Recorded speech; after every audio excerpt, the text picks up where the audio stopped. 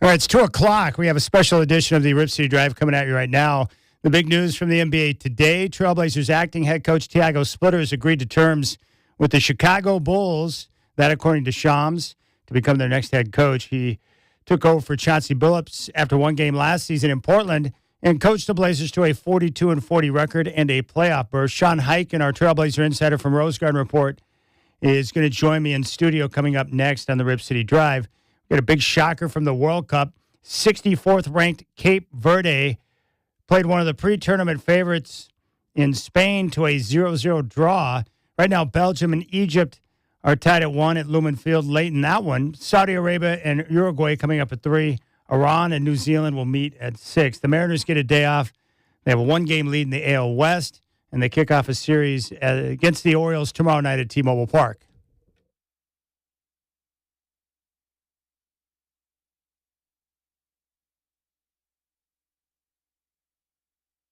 Live from the Coors Light Studios, it's the Rip City Drive with Chad Doing. Coors Light, cold as the Rockies. Please drink responsibly. All right, so breaking Chicago Bulls news right now. ESPN is reporting that the team is finalizing the hire of Portland Trail Blazers interim coach Tiago Splitter as its new head coach. Splitter would succeed Billy Donovan during his brief time with the Trail Blazers. Splitter helped to end the team's playoff drought. Bulls Nation, it is official. The Chicago Bulls have a head coach heading into this NBA draft. We've been waiting a long time for this news, and we got, in my opinion, a very good selection. The Chicago Bulls have named former Trailblazers interim coach Tiago Splitter as their new full-time head coach. Breaking news from the NBA, the Chicago Bulls are finalizing the hiring of Tiago Splitter as their next head coach, according to ESPN. This past season, he stepped in as the Trailblazers interim coach after Chauncey Billups was arrested as a part of the rigged poker game case. He led Portland into the playoffs as the 7th seed in the Western Conference. Splitter will replace Billy Donovan, who stepped down after 6 seasons in Chicago. The Chicago Bulls will try to do what the New York Knicks did, which is build a championship roster. Easier said than done. Kind of a question mark, what's going to happen with Chauncey Billups? Because as we know, he was the interim to Chauncey while Chauncey was dealing with those federal charges. What up, Bulls Nation? We have a live emergency CHGO Bulls podcast coming up right now. The Bulls have officially named their next head coach. Come on down, Tiago Splitter. Splitter succeeds Billy Donovan as the Bulls coach after stepping into the head job and excelling in Portland last season. So, yeah, Bulls fans, Tiago Splitter is the new guy. Strap in. The Rip City Drive with Chad Doing starts now.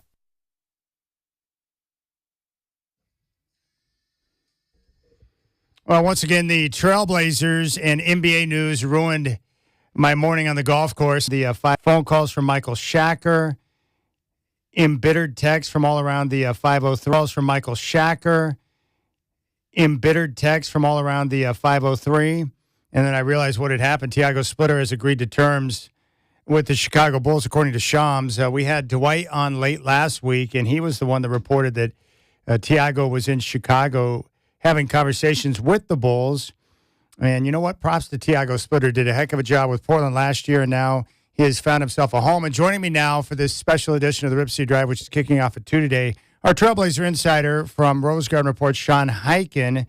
And Sean, you and I, throughout the course of the year, big fans of what Tiago Splitter was able to do with the Trailblazers. And for him, personally, I'm really happy for him to get an opportunity like this. I'm glad that he had multiple suitors to help drive up his price for the contract. And I just want nothing but the best for him, and a well-earned opportunity for Tiago after being handed a grenade last year here in Portland. Absolutely. I think Tiago did a great, you and I have both been very clear. Are we on? Or? We're on now. Okay. What's going on with that? Okay. All right. We good? We are, but now I'm ticked off about 4 minutes into the show, so it's okay. We're good now.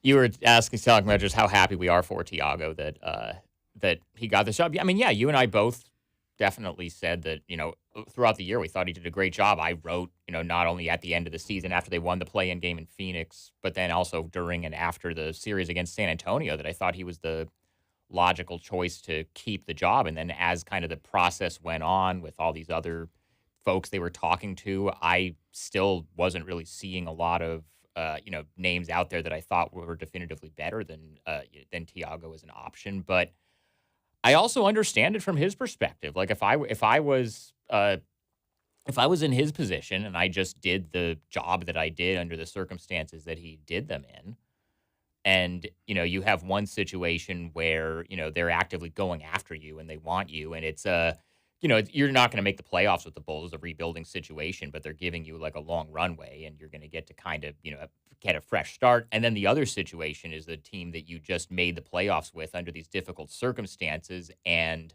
the new owner was basically shopping your job around during the playoffs. And then they still, even during this coaching search, even while keeping you as a finalist, was basically saying, well, we have these other candidates. We're just kind of going to and then this other option was out there and saying, hey, we actually want you. Let's go. Like, which one would you take? Yeah, exactly. All right, Shaq, I need you to do me a favor. I want you to play some music right now. I'm going to solve our logistic issues. I'm not going to have an aneurysm just after 2 o'clock. It's too early in the day on a Monday. So give me.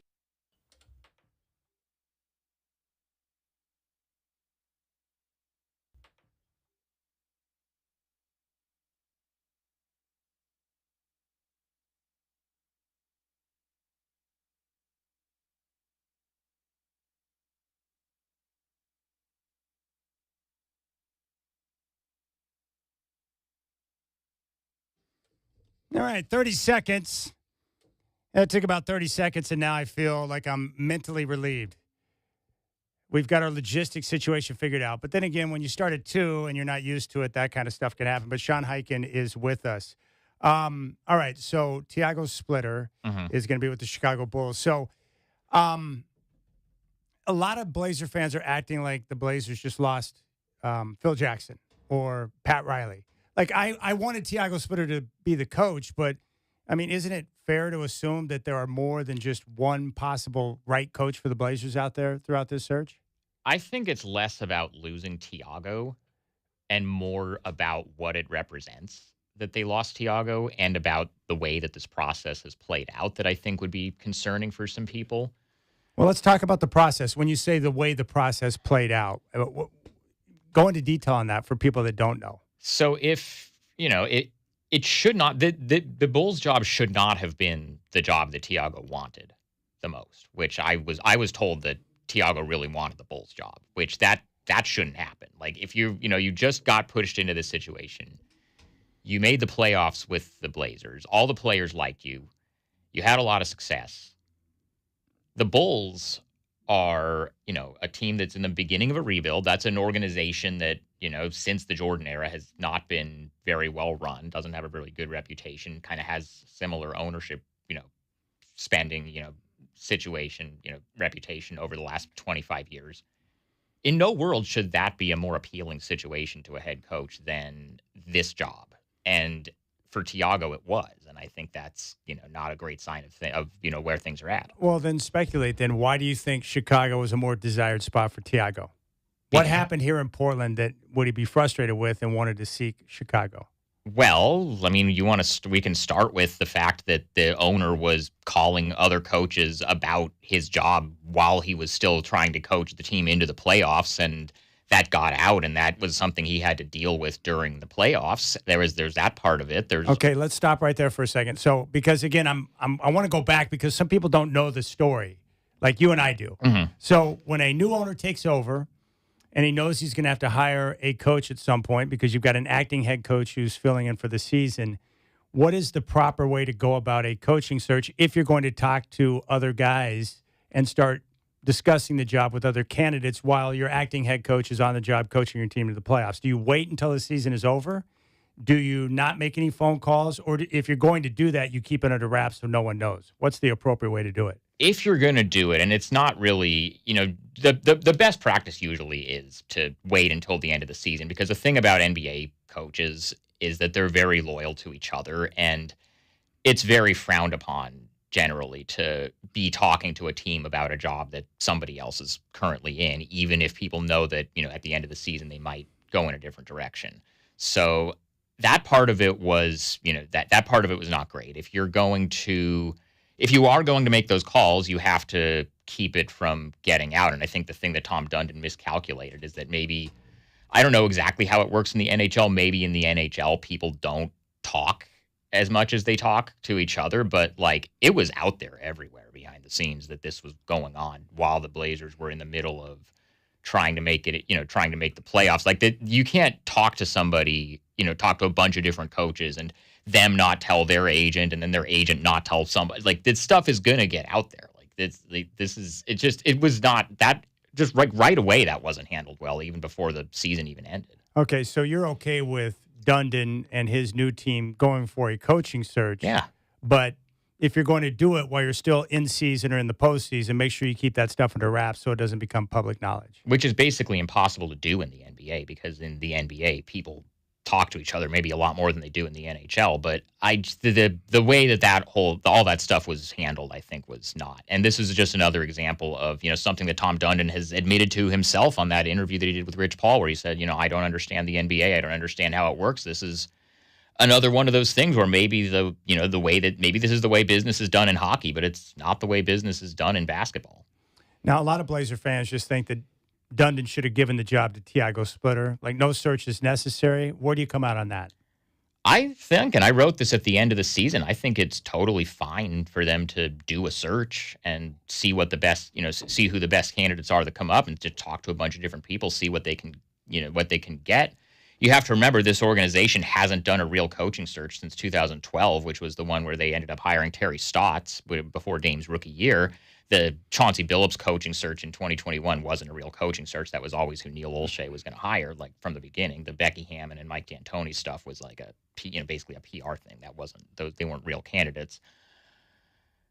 You want to do a real search, that's fine, but there also has been a perception out there, and some of the names that have been out there as people they've talked to haven't exactly helped to change this perception. But there's a perception out there that it wasn't as much. Let's just go get the best coach we can get as who can Tom Dundon get to work cheap. And that's the problem. Okay, so what would you guess, and we don't know the terms, I haven't seen them, I don't know if it's been reported, but we don't know the terms yet for Thiago Splitter on this deal with the Bulls. Is this going to be like a 3 years worth $12 million type of contract? Is it going to be more years with more money? Like, what would be your guess for a contract for Thiago Splitter to his first real head coaching job in the NBA? I'm going to guess that it's probably closer to 4 years than 3. Because if you're a brand new GM, like Bryson Graham is, and you're at the very beginning of a rebuilding process, you want to say that you want to say to whoever you're going to hire as a head coach, hey, we're giving you a lot of runway. We believe in you. We know you're going to be developing over the next few years. So I think it's probably closer to a 4-year deal. And then as far as the money, as of right now, so coaching salaries aren't public the way the player salaries are. Right now, as far as we know, the lowest head coaching salary in the NBA is Doug Christie in Sacramento, who I think makes around $2 million, which, you don't want to be in kind of the same conversations as Sacramento as far as what you're paying a coach and the caliber of coach that you're paying. So I would be surprised if the Bulls paid Thiago less than 4 or 5 a year. All right. So you think maybe 4 to 5 per year for 4 to 5 years? That would be my guess, yes. Okay. Well, then that will be interesting to see how it plays out. Do you think – so are you suggesting that maybe – well, I'm happy for Thiago because you know how this works in negotiations. If his agent was able to get more than one suitor with interest, that drives up his price. So I wonder if he made the choice to go to Chicago because they were going to offer more years and more money.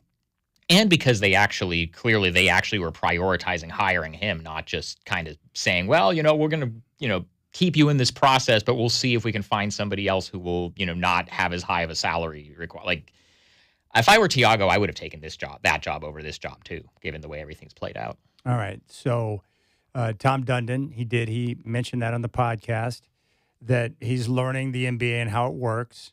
What would be your guess, in terms of the reporting and the things you've covered? What number do you think Tom's looking to pay a coach per year? He wants to go 1.5, but I don't think that's happening for any coach that's worth anything. I mean, the outside of the Doug Christie example, and that was a little bit of a different situation because he was an interim that they fired Mike Brown in the middle of the season, and then they gave him a little bit of a bump, and then they had him under contract for another couple of years. So that's a little bit of an outlier.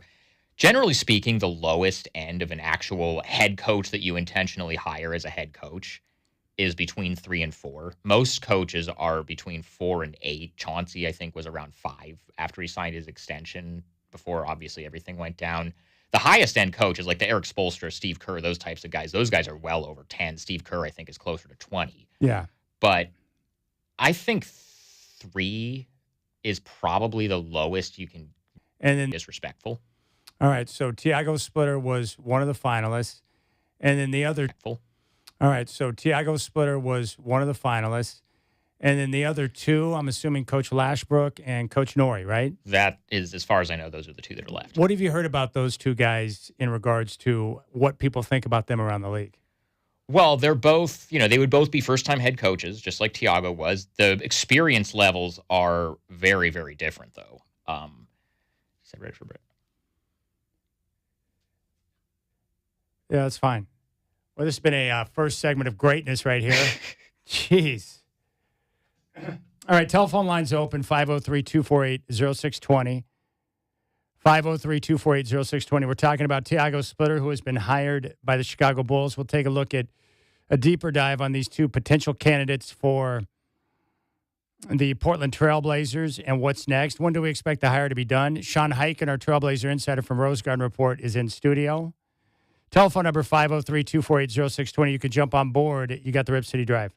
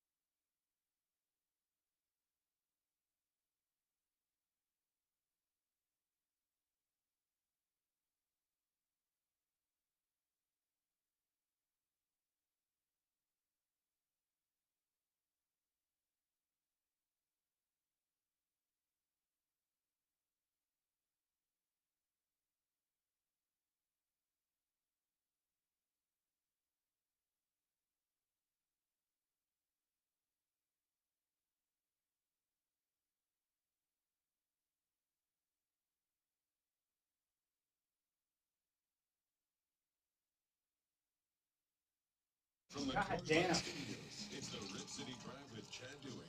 Hold me in here too, and then that segment comes out. I couldn't have worked harder to have a worse segment. Fuck.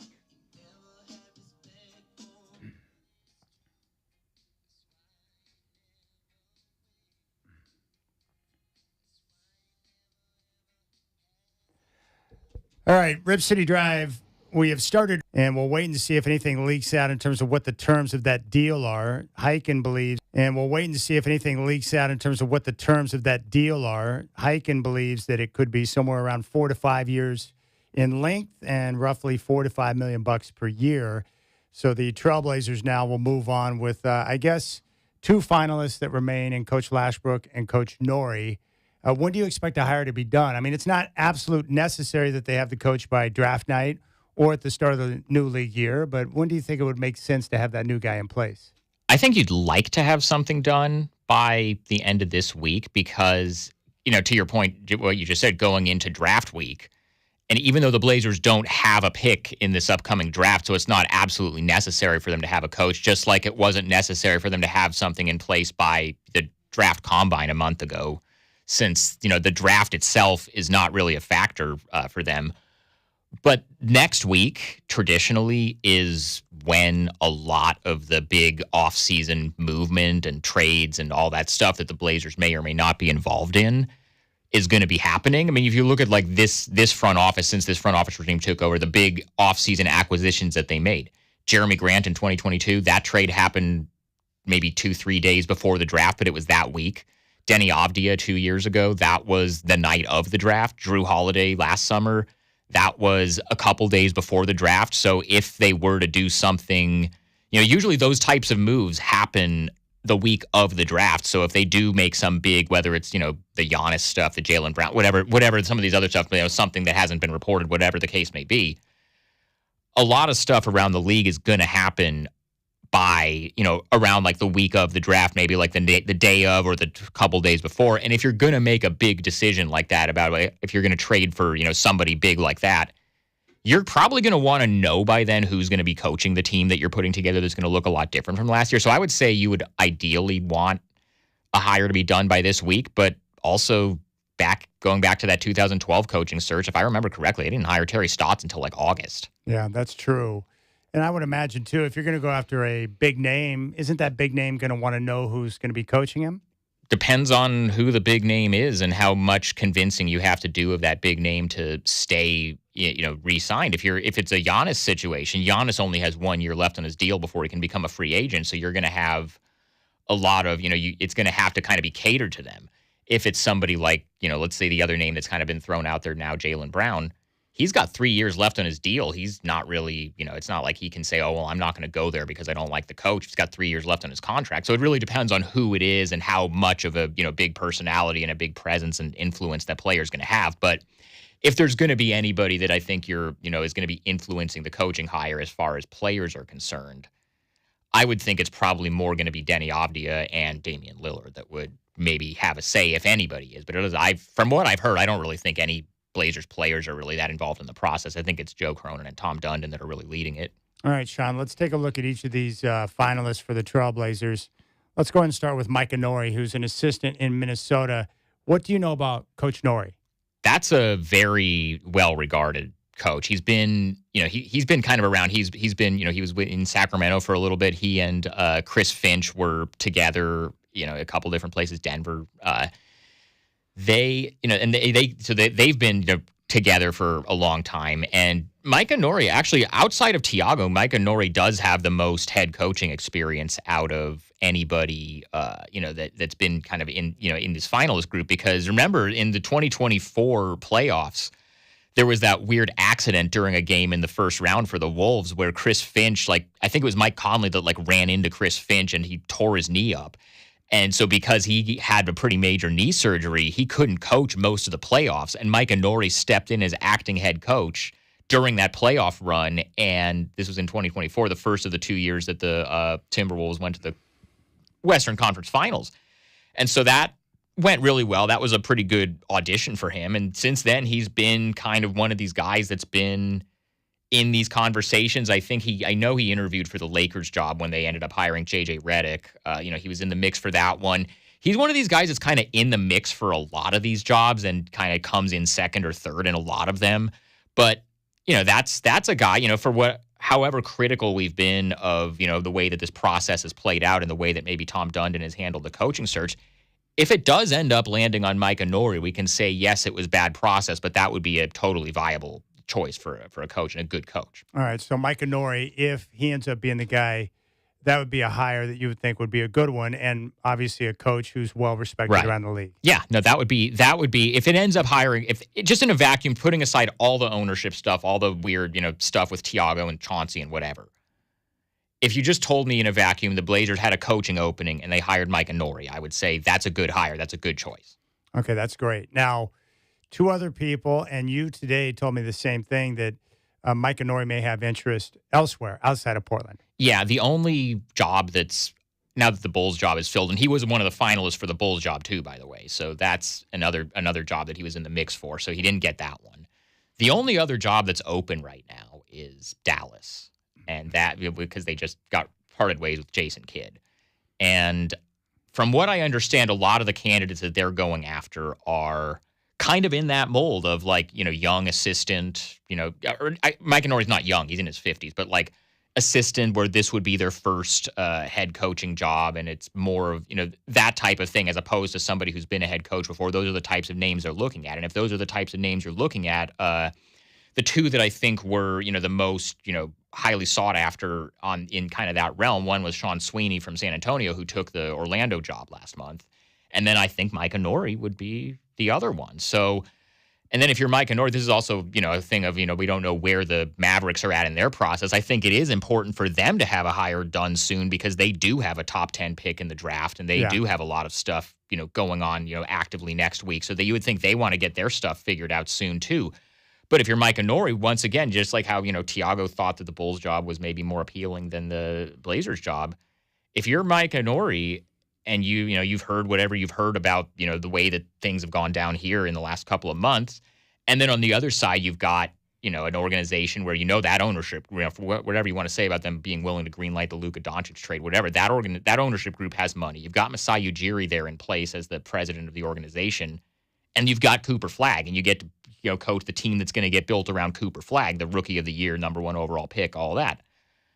Which of those jobs do you think is more appealing to somebody like Mike Inori who might have options? I don't know. Well, I mean, if I had the choice of two spots, I'd want to go where I can coach Cooper Flagg. I would agree with that. So this is just a question. I mean, if Nori is who the Blazers want, they might want to move a little faster than they have been. And maybe now that the Stanley Cup Finals are over, then maybe they do get something done this week. But I don't know if it's necessarily the best thing to just kind of wait and let all your finalists take other jobs and then just go with whoever's left. I don't know if that's a great process either. No, I mean, you don't want to wind up right back at square one, right? Like if you have gone through an entire coaching search and you've whittled it down to a few finalists, you don't want to let those finalists, all three of them, get jobs elsewhere, and then you're left with where do we go from here? Well, I don't think Tyler Lashbrook is getting a head coaching job anywhere else. So that would be the one. But even then, if you hire if you end up, 2 of your 3 finalists take a job somewhere else, what message is that going to send to the one that you do hire that, oh, we hired you because our other guys that's going to be how that looks. So I would think they'd need to move pretty quickly now, especially now that Thiago's off the board and he was one of their finalists. All right, what can you tell us about Tyler Lashbrook? So I actually met Tyler Lashbrook 13 years ago when he was a blogger for Liberty Ballers, which is the Sixers SB Nation site. Yeah. I haven't talked to him since then, but I have met him. So he's around my age. He's in his mid-30s. He got hired as a player. He was like a video intern for the Sixers, and then he was a player development coach, and then he was a player development coach for the Celtics.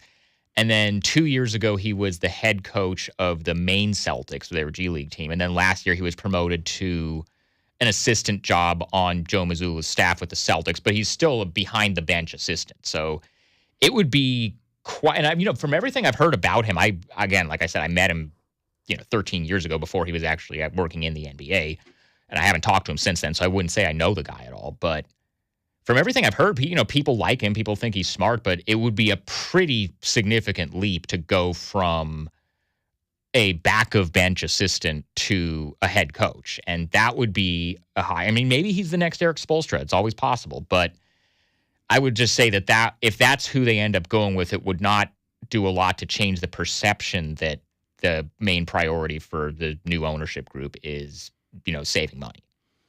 Well, with Tyler Lashbrook or any assistant, I guess the one thing that concerns me is, you never know what you're getting in an assistant that's never had that true opportunity to be a head coach. That's the one thing I liked about Tiago Splitter is that at least we had a full year to kind of gauge what he was about, and we saw him through difficult times have pretty good success with the Trailblazers.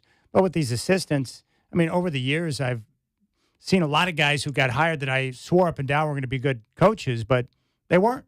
Because you just don't know. And I think this actually kind of is a point in Mike and Nori's favor, too, because even though it was only for a couple of months during that playoff run, we saw him have to unexpectedly step in during a playoff run, and he got a team that hadn't been to the Western Conference Finals in 20 years to the Western Conference Finals while Chris Finch was recovering from his knee surgery.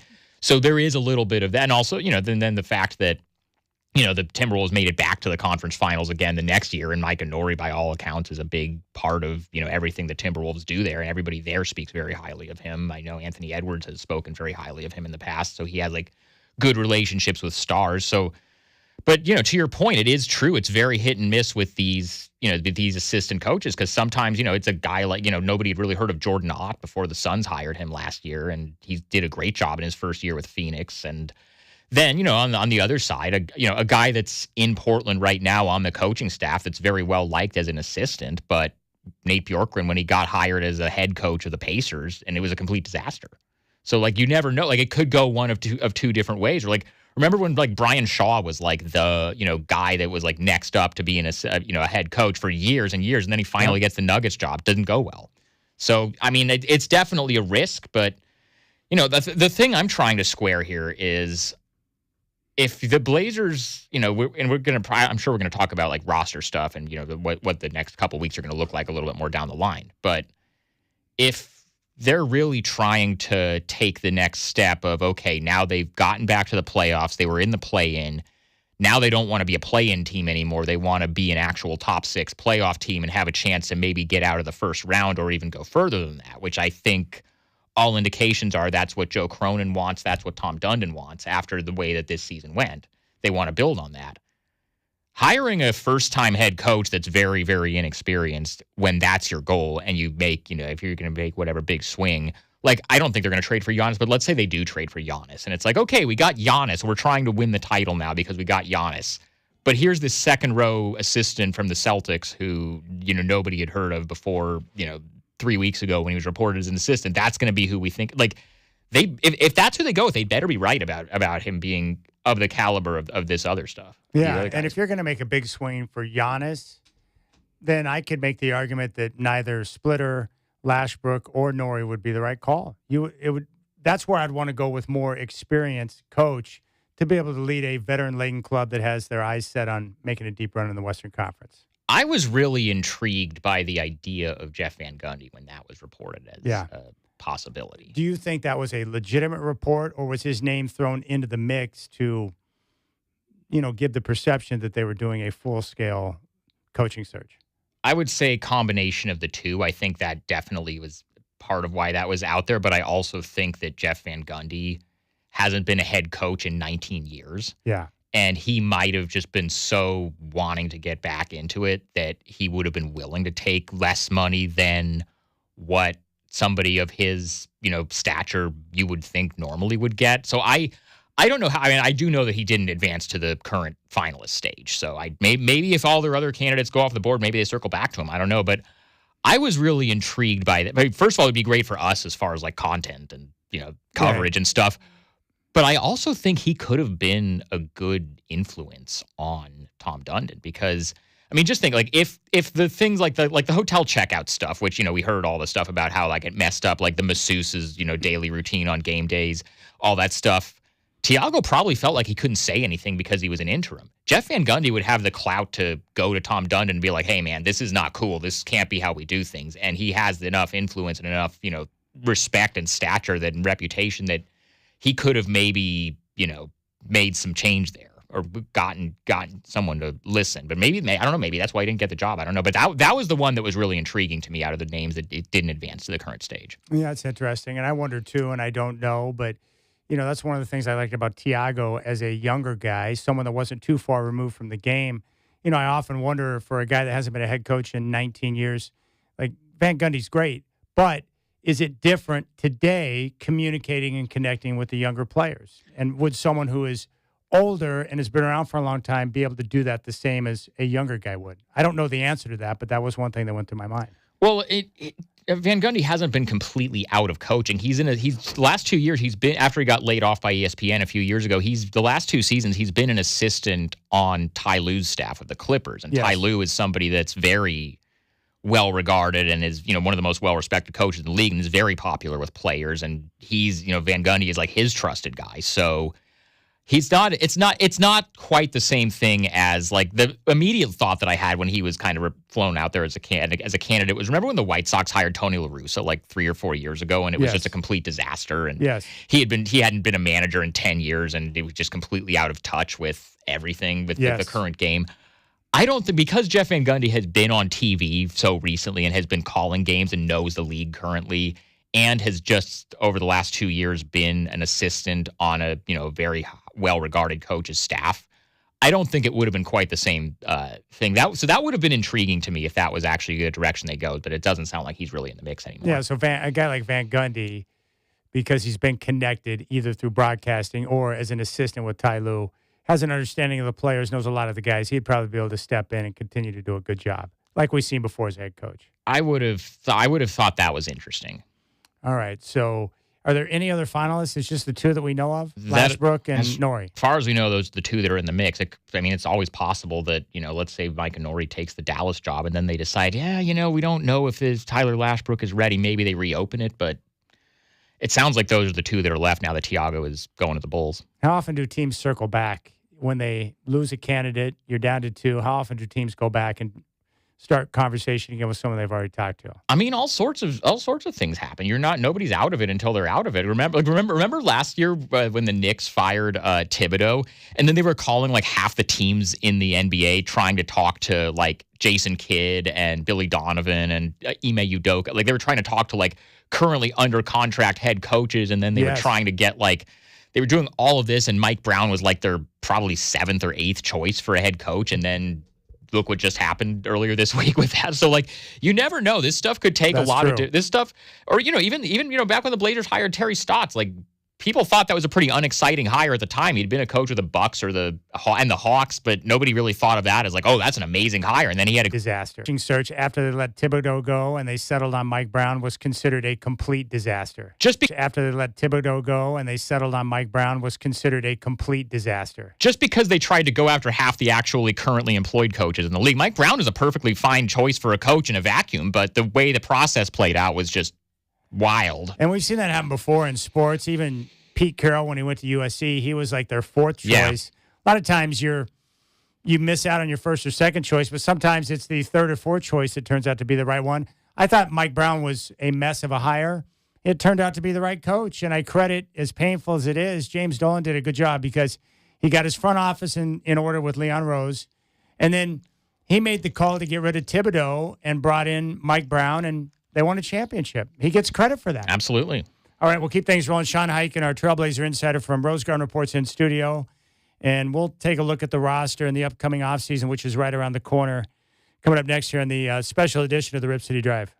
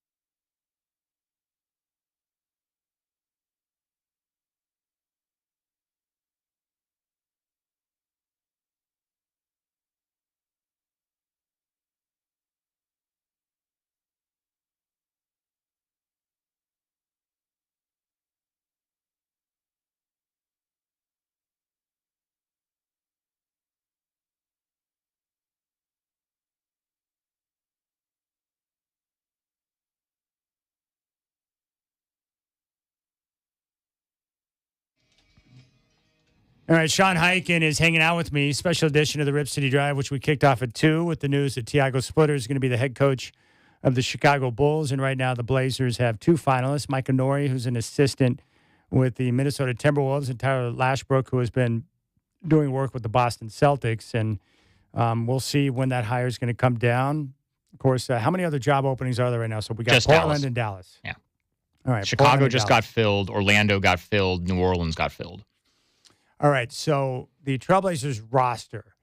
I guess let's start with this because what everyone's talking about is the big potential move. So do you see the Blazers being involved in any big game hunting, meaning they go after Giannis, or they're part of a 3-team deal, which would bring maybe Jaylen Brown to Portland, or do you think the Blazers are more likely to stand pat with the roster they have moving forward? How do you see this playing out?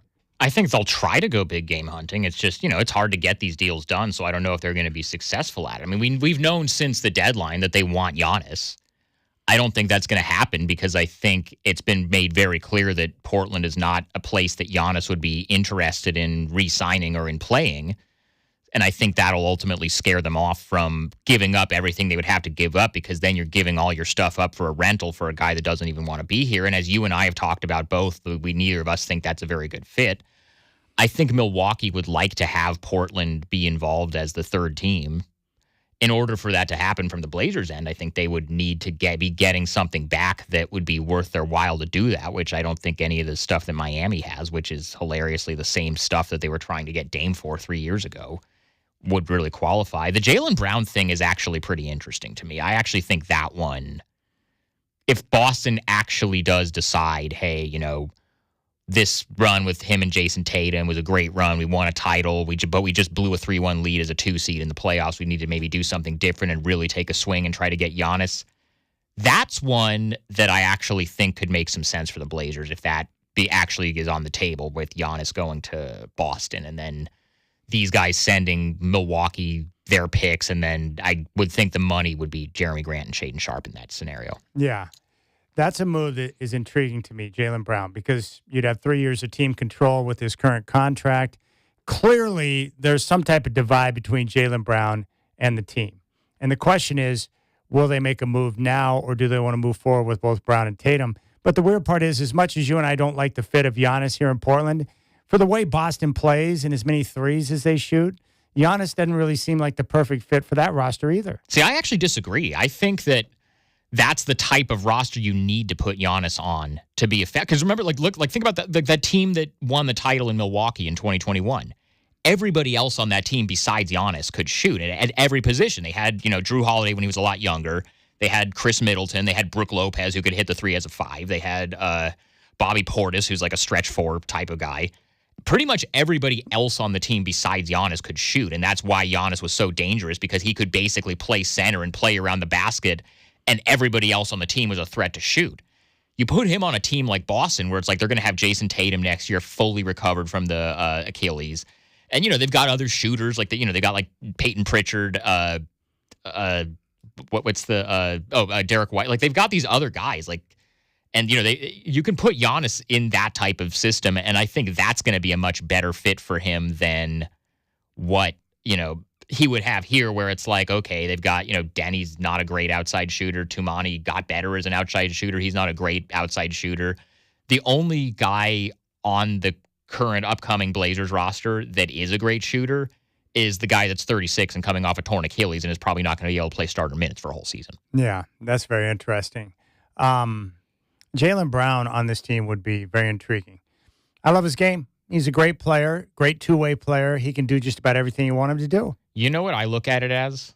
Think about if Shaedon Sharpe was what people actually think Shaedon Sharpe could be, as opposed to just kind of being like a hypothetical player.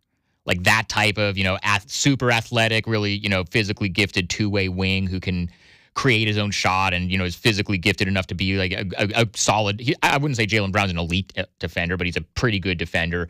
You're basically upgrading the Shaedon Sharpe spot to a guy that has kind of the same theoretical skill set, but has done it at an all-NBA level. That's kind of what that would be. I think out of the big names that are like realistically available for the Blazers, and there are certainly drawbacks to the Jaylen Brown idea. I mean, Jaylen's a good shooter. He's like a 35, I think, % 3-point shooter for his career. So he's a good shooter, but he's not like, it's not like, you're not trading for like Kevin Durant from that standpoint, from like the shooting standpoint. So it's still, they would need to do some other stuff as far as the shooting. He has been pretty, like, for whatever reason, I've had it in my head that Jalen has been a guy that's been like pretty injury prone over the years, but I actually just looked at it the other day. He's played over 60 games in every year of his career, or the equivalent in the COVID shortened seasons, but he's been pretty durable, although I do wonder with him how much that's going to continue as he goes into his 30s, because they've made a lot of deep playoff runs. So is it a thing where, you trade for somebody and then all that stuff starts to catch up to them?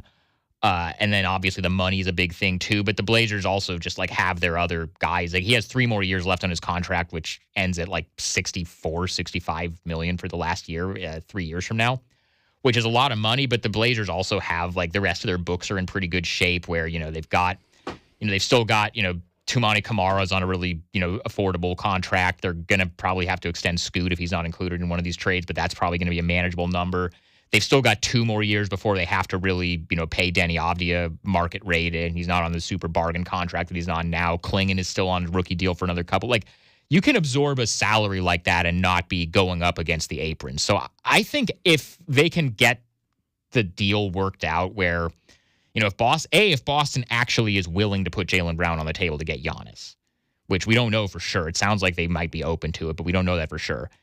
And then from there, it's can they work something out with Milwaukee where it's like Milwaukee is getting enough of their picks and stuff to feel like they're not just giving away Giannis. Yeah. Then that's the one where I feel like all 3 teams are kind of getting what they want out of it. All right, so if Milwaukee is going to do a deal with Giannis, do you think that's going to happen before draft night so they can be active in the draft potentially? Well, the owner of the team said on the record that they want to have it done one way or the other by the draft, so I would imagine if it happens, it's going to happen next week.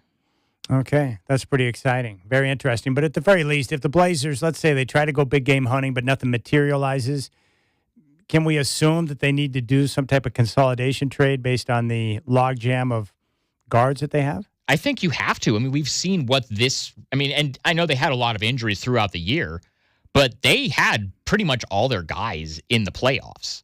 And we saw what that roster is, which is a play-in team that can be competitive with the best teams in the league, but doesn't have nearly enough shooting to really be like that was the main issue. I mean, obviously one of the main issue in the San Antonio series is that the Spurs have Wemby, but the Blazers also don't have really anybody that can be relied on as a shooter. So, and again, Dame is 36 coming off a torn Achilles. He'll help with that, but that can't be the only shooter that you add. So they are going to have to change some stuff up if they really want to take the step from being a play-in team that makes the playoffs to just being an outright playoff team. All right, Sean Highkin from Rose Garden Report. Make sure you check out his website, rosegardenreport.com. He does the best job of local coverage of the team in town. And it's good to do this. Come in and hang out for an hour, and you said no problem. So I appreciate making the time for us.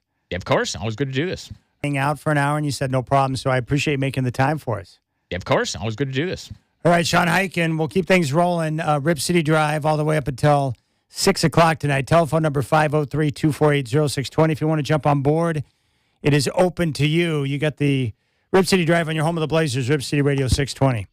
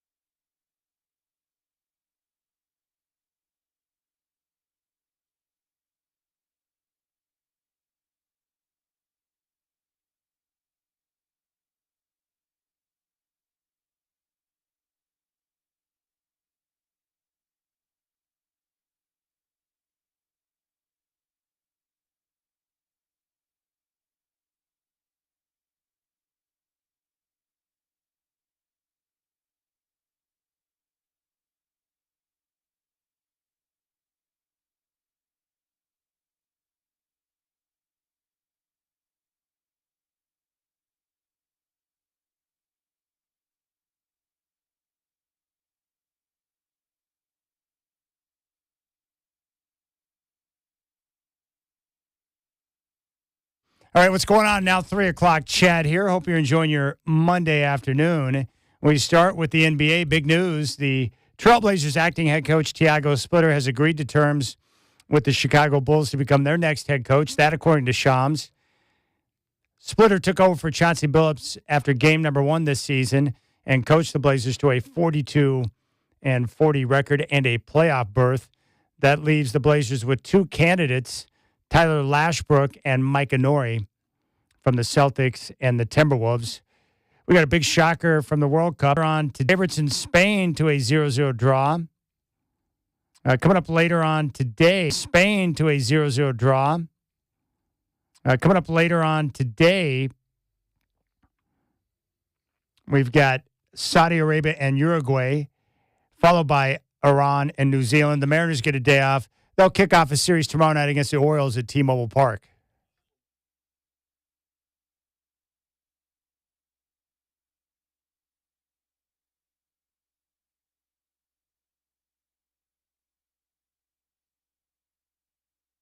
Live from the Coors Light Studios, it's the Rip City Drive with Chad Doing. Coors Light, cold as the Rockies. Please drink responsibly. It's Hart off to the races. Got pushed in the back hard by Fox. He scooped it up and in two-handed. Unbelievable three-point play opportunity for Josh Hart. To Victor trailing the play. Slams it down and one.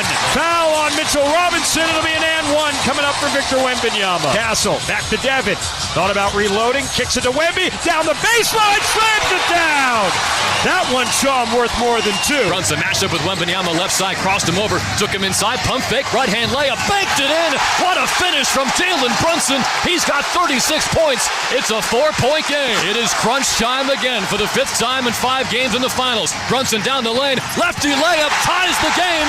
It's the first 40-point night in the finals in Knicks franchise history. One shot for the championship. He got it!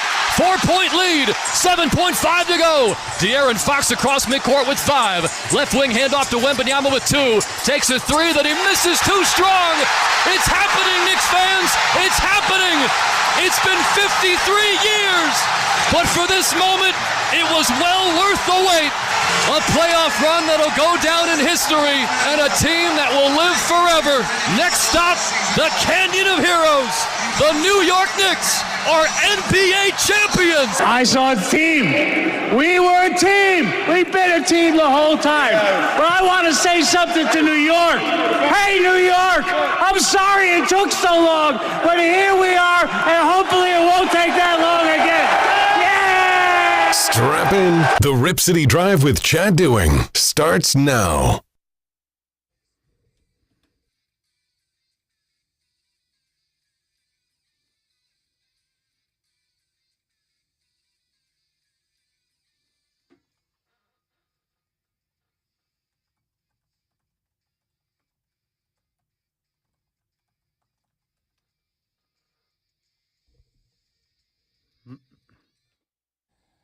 All right, this, of course, is peak Van Halen with Sammy Hagar and that album 5150. It went straight to number 1. And I like the story that Sammy Hagar tells about this album. They were in the record studios, and a bunch of record execs came by, and Van Halen played a sample of the album, and the rich guys in the suits smiled and looked around and said, I smell money. They knew it was going to be big time. All right, telephone number 503-248-0620. Big thanks to Sean Hyken for coming in and spending an hour, a bonus hour of the Rip City Drive right here on your home of the Blazers, Rip City Radio 620. The Godfather, Dwight Jane, is going to stop by here at 3:20. We'll get his take on Tiago Splitter agreeing to terms with the Chicago Bulls. That was reported by Shams. And, of course, it was Dwight last week who was the only one that reported that Tiago was in Chicago meeting with the Bulls. And now he's going to become their next head coach. So I've got some thoughts on that. I got thoughts on the Knicks finishing their mission and what a terrific playoff run that was. And they win the NBA Finals in 5 games. And they did so trailing by double digits in all 5 games, and they won 4 out of 5. And Jalen Brunson rightfully won the MVP with that Game 5 performance with 45 points. Awesome. Now, I want to clear the air on certain things that are out there. I just got this message from a gentleman I know here in Portland. And he said, I thought Dundon was supposed to be this great businessman. So what? He can't do two things at once? I believe the NHL and NBA run at the same time. Obviously, he isn't that effective at walking and chewing gum at the same time. Very disappointing. Now, I don't believe for a second that just because his team was in the Stanley Cup final taking on Las Vegas, that somehow Tom Dundon was ignoring the Blazers, that Tom Dundon wasn't involved in discussions with what was going on with the coaching search. He was heavily involved. There's no way on God's green earth that somehow the Stanley Cup final is going to preclude him or prevent him from being able to be effective at doing his job. Tom Dundon's not a dum-dum. He's very capable of handling multiple things at the same time. So I don't believe that whatsoever. Now, I do know, after some discussions I had today, that the Trailblazers, they're in a very good position right now, a position of strength, I would say, meaning they like Tiago Splitter, and they thought that he did a terrific job for them this year because he did. He was handed a grenade after game number 1 when Chauncey Billups was taken away by the FBI. And, of course, he was a brand new assistant. And one game into the season, you're told you're going to be the acting head coach. Now, just put yourself through that situation. Like, wait, what? First off, why is Chauncey Billups being hauled away by the FBI? Number 2, you want me to be the acting head coach? And he took that grenade and he was able to navigate the entire season with significant injury and a lot of changes, but he helped this team get over the hump. They got into the play-in. They were able to have success in the play-in, and they became a playoff team. So it was a great season for Tiago Splitter. And the one thing I liked about Tiago's experience as a acting head coach this year is that he was more of a known quantity than some of the other assistants you might be looking at for the job. So, because he handled all the adversity, right? We saw the connection he had with the players. We know that he was able to get them to do what he wanted them to do, which is one of the hardest tasks as an NBA head coach. And they responded to his voice. And we know by a number of the exit interviews after the year that the players were, very happy with Tiago. They enjoyed playing for him, and he did a good job. So I'm a big fan of Tiago Splitter. I think this is a day of celebration for Tiago. I'm very happy for him. His agent handled this situation perfectly. And the best part about negotiations is when you get another team to jump in. When you have multiple bidders, it drives up your price, which is going to help Tiago Splitter make more money. So it's a very good situation for Tiago, and I'm very happy for him. And I think the Chicago Bulls are getting a coach that has a chance to develop into a good one. Tiago Splitter is well respected, and there have been people around the league who have said that they think he's got the abilities to become a coaching star. There's no question about it. Now, I do know that the Trailblazers are very excited about all of their finalists, and they believe that whether it was Tiago Splitter or Micah Nori or Tyler Lashbrook or somebody else, they believe they're going to walk away with a good head coach as well. So I think the Trailblazers are in a good position. And look, I like Tiago Splitter, but a lot of Trailblazer fans are making it sound like he's Phil Jackson or something. Tiago Splitter is not the end-all, be-all when it comes to being a head coach in the NBA. He's got potential to become a darn good head coach in the league, but he's not the end-all, be-all. Meaning, whether it's Micah Nori or it's Tiago Splitter or it's somebody else, the Blazers are going to end up with a good coach. And Tiago Splitter wanted to go to Chicago, and there you have it. I still don't know what the new owner is supposed to do. You know you're going to have to make a coaching hire. You take over the team late in the season, and so you're going to want to start talking to guys immediately. So I don't have a problem with Tom Dundon going out and starting to talk to potential candidates before the end of the year. I understand that's a difficult situation for Tiago, but these are special circumstances. I don't know how you talk to people without someone leaking that to somebody.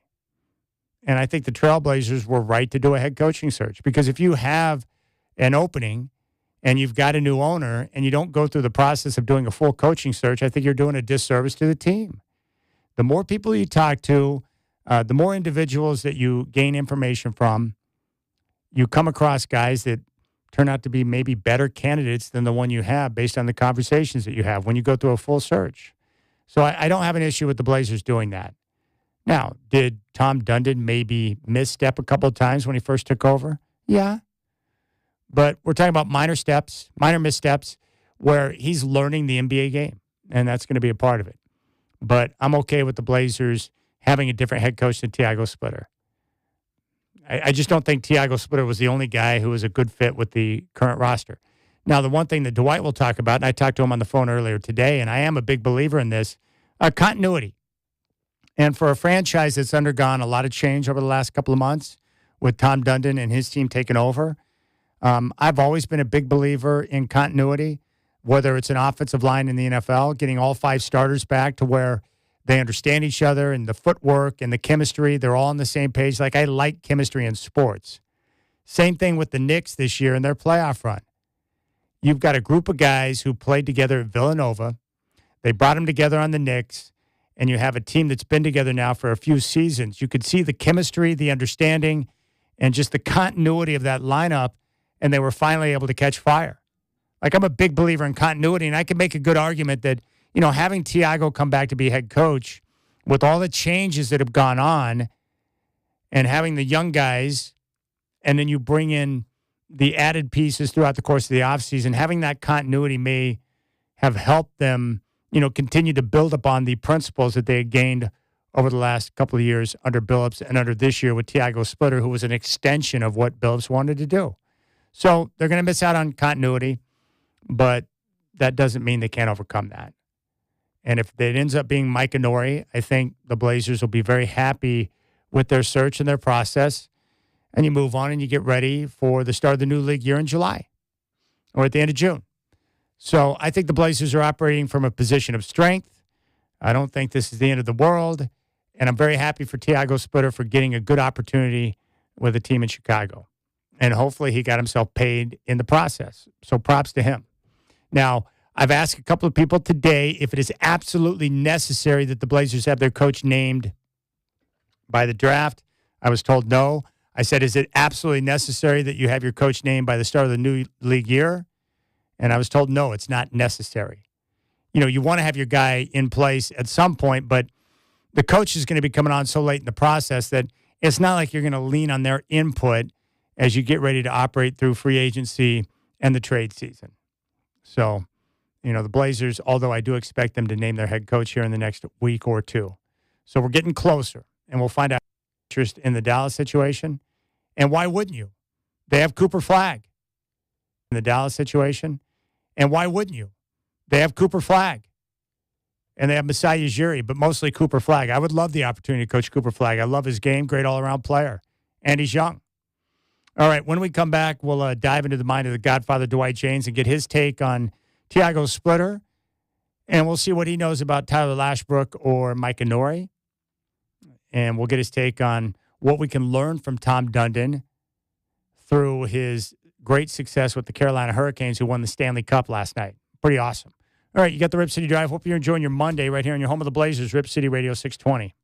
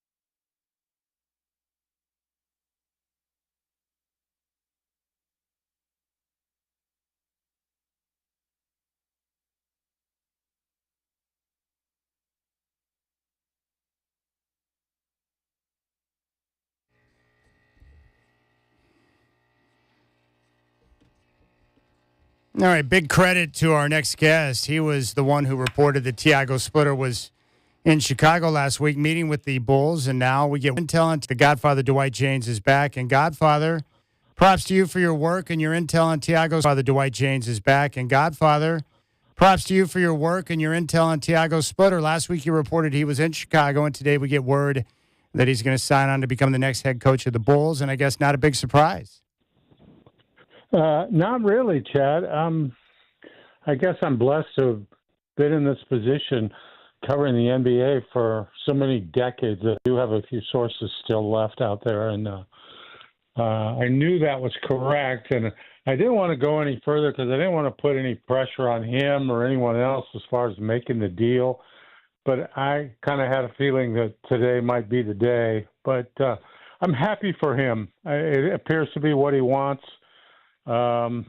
Certainly money-wise, I would assume it's a better situation than what he was going to get here. I don't know the contract terms, but I'm assuming multi-year, more years than he could get here, and certainly probably more money than he could get here. So, that's important, and it's his first coaching job. It's a chance he can, prove that he's more than an interim coach, that he can get the job done, and probably a stepping stone to his next job if he does get the job done. Now, there's been multiple people, even before he took over as the Blazers' acting head coach last year, but you've been told by many that they believe he's got a chance to become a coaching star in the NBA, haven't you? Yes, I have. And I got a text this morning from David Kahn over in Paris, and Theo, Splitter coached for David Kahn in Paris and had an unbelievable season. They won the EuroLeague, and they were great over there. He took them to heights they had never reached before. Had been really a minor league team in Paris for years, and he took them a long way. And David was very surprised that Portland would let him go. And there are other people in the league who feel the same way, and they kind of feel like the Bulls stole him from Portland. Interesting. Dwight Jaynes, the Godfather's with us here on the Rip City Drive. So in terms of terms, what would be your guess? Are we looking at maybe a 4 to 5 year deal at around $4 to $5 million per year, somewhere in that area? I would think 3 to 4 years, Chad, and probably $3 to $4 million a year. It's his first real coaching contract. He was in Portland last year as head coach, but really an acting interim sort of head coach. And this is a real deal here. And I would assume he's at the bottom end of inexperienced head coaches in the NBA, but not a bad deal either. And I don't think he was looking to get greedy in Portland either. And I think had he been offered any kind of market level deal in Portland, he would have stayed. And I do believe the Blazers would have been better off had he stayed. I just don't like a lack of continuity in that situation right now when that franchise is going through so many changes already. Well, I'm glad you brought that up. You and I are a big believer in continuity. It's something I've been big on since I was young. I think it started out with the offensive line play in the NFL and how important that continuity is up front, but it works in organizations too. And you make a great point about the Blazers. We're talking about massive change to the organization in a very short period of time with an ownership change and Tom Dundon coming in. I wonder if you keep Tiago on board, with the young guys that they have on the roster continuing to build up off his program and the way he wants to play, and then you sprinkle in the veterans, it would seem like it would be easier to keep that group, that cohesiveness together as you continue to move forward. Yeah, Chad, I think that's absolutely right. The thing is, Dame will be here next year, and now that's going to change that roster. That's going to change the way they play, what they do. But you have a veteran seasoned star on hand. But this is an unusual situation because Dame wasn't on the team last year. He was on the team. You know what I mean? He traveled. He was around. He was at practice. He knows, or he did know, what Splitter wanted. And now you're in a situation where a new guy is going to come in and nobody's going to know what's expected, what's wanted.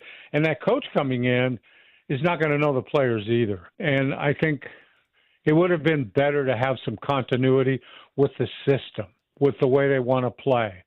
And that way you can plug and play whatever new guys you accumulate in the off season.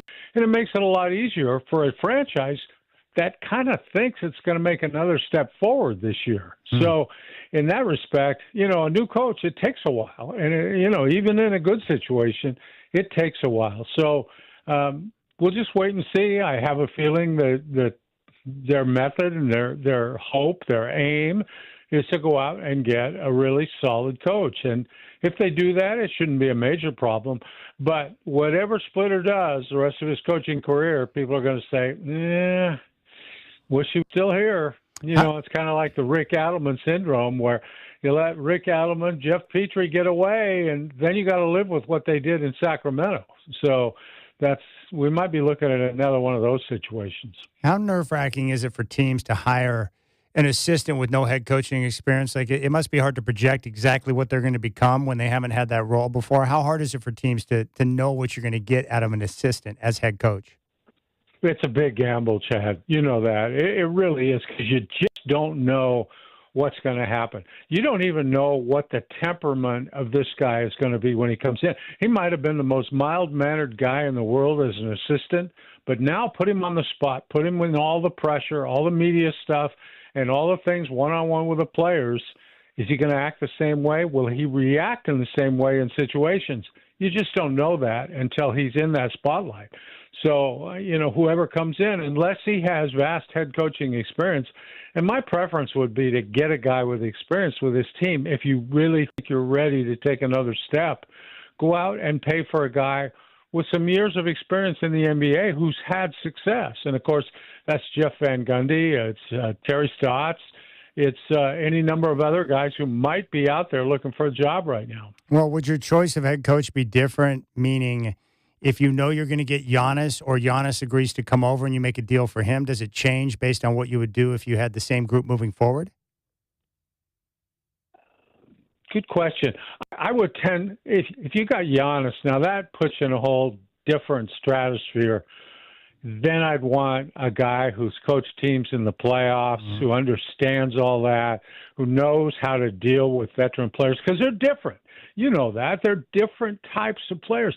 They're going to want days off. They're going to want special treatment, and you can't treat them the same that you treat your rookies on the roster. Yeah. So, I would then go after a guy certainly with some sort of broad NBA experience. We're talking to the Godfather, Dwight James. What do you know about the two finalists? Let's start with Micah Nori. What's your take on him, and what have you heard about Coach Nori?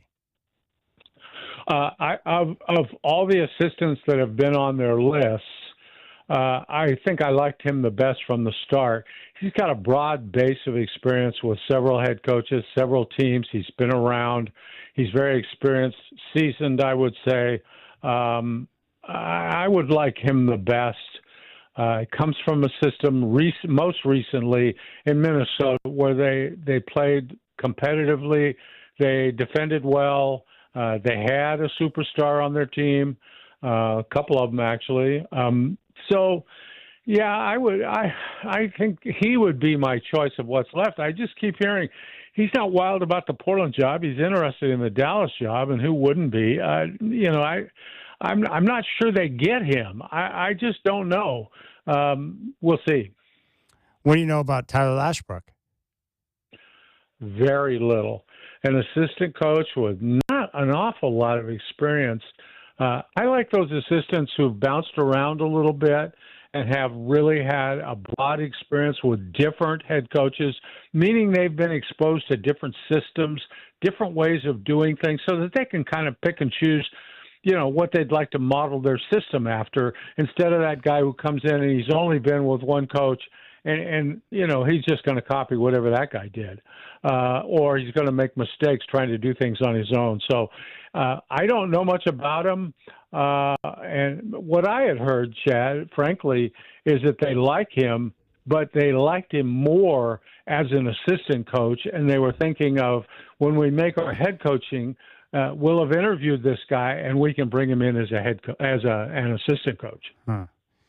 Well, what happens if Nori goes to Dallas?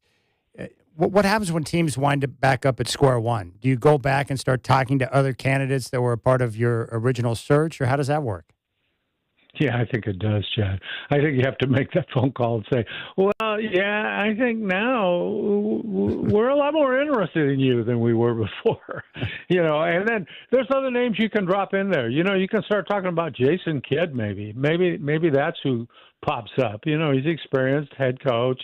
They go in Dallas, and Dallas is a magic word here because Tom Dundon, that's where his NBA experience is. And he knows a lot of people in that organization. He's close with Mark Cuban. He's close with Harrison. He's close with a lot of people from that organization. So he's not close enough that he's going to bring Nico Harrison in as the GM, I'm thinking. But he's still that's kind of where he's been. And so it wouldn't surprise me if all of a sudden Jason Kidd popped up as a possible. Well, here's my question for you. A lot of people have been critical of Tom Dundon through the coaching search, meaning as soon as he took over, he started talking to potential candidates, even though Tiago Splitter was still coaching the rest of the season. Well, what is the proper protocol for going on a coaching search? Like if you jump in late in the season and you're going to have to make a coaching decision, you're the new owner and you want to start talking to guys, is there a right way and a wrong way to do that? Here we get into these unwritten rules, Chad, where theoretically unwritten rule is you've got a head coach, a sitting head coach. You don't talk to anybody until their season is over. And apparently these talks started while Tiago Splitter was still out there, coaching the Trailblazers, and that's not considered the proper way to do things. Now, once their season ends, that's okay. You don't talk to coaches involved with teams, except they all do. And the way you get around that, of course, is they all have agents. So, no, are you going to talk to, so what? Some assistant coach with the Knicks while the finals are going on? No, you won't talk to him, but you'll talk to his agent. And that's the same thing. And you see college coaches get away with that all the time. Yeah. They have agents, and they can sit there to the media and say, nah, I haven't talked to Oregon about a job. Well, no, of course you haven't. Your agent has, and he's relaying everything to you, and you're relaying things back to him, and the conversation goes on through an intermediary. But that's kind of the way it goes, and so they all have deniability. But, yeah, the agent plays a big role in that. So do you think Tiago is in Chicago now with the Bulls because they were willing to pay a price the Blazers weren't, or because he felt disrespected through the process, or maybe a little bit of both? I think a little bit of both. Plus, I think the Bulls saw him as a developer of young players from what happened in Portland, because they finished with a better record than a lot of people thought they would. Yeah. He was dropped into a very difficult situation.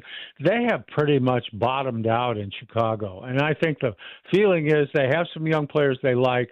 Let's bring a developer in here and see what happens. Maybe he can grow with the players. And that makes a degree of sense. I can understand that thought process.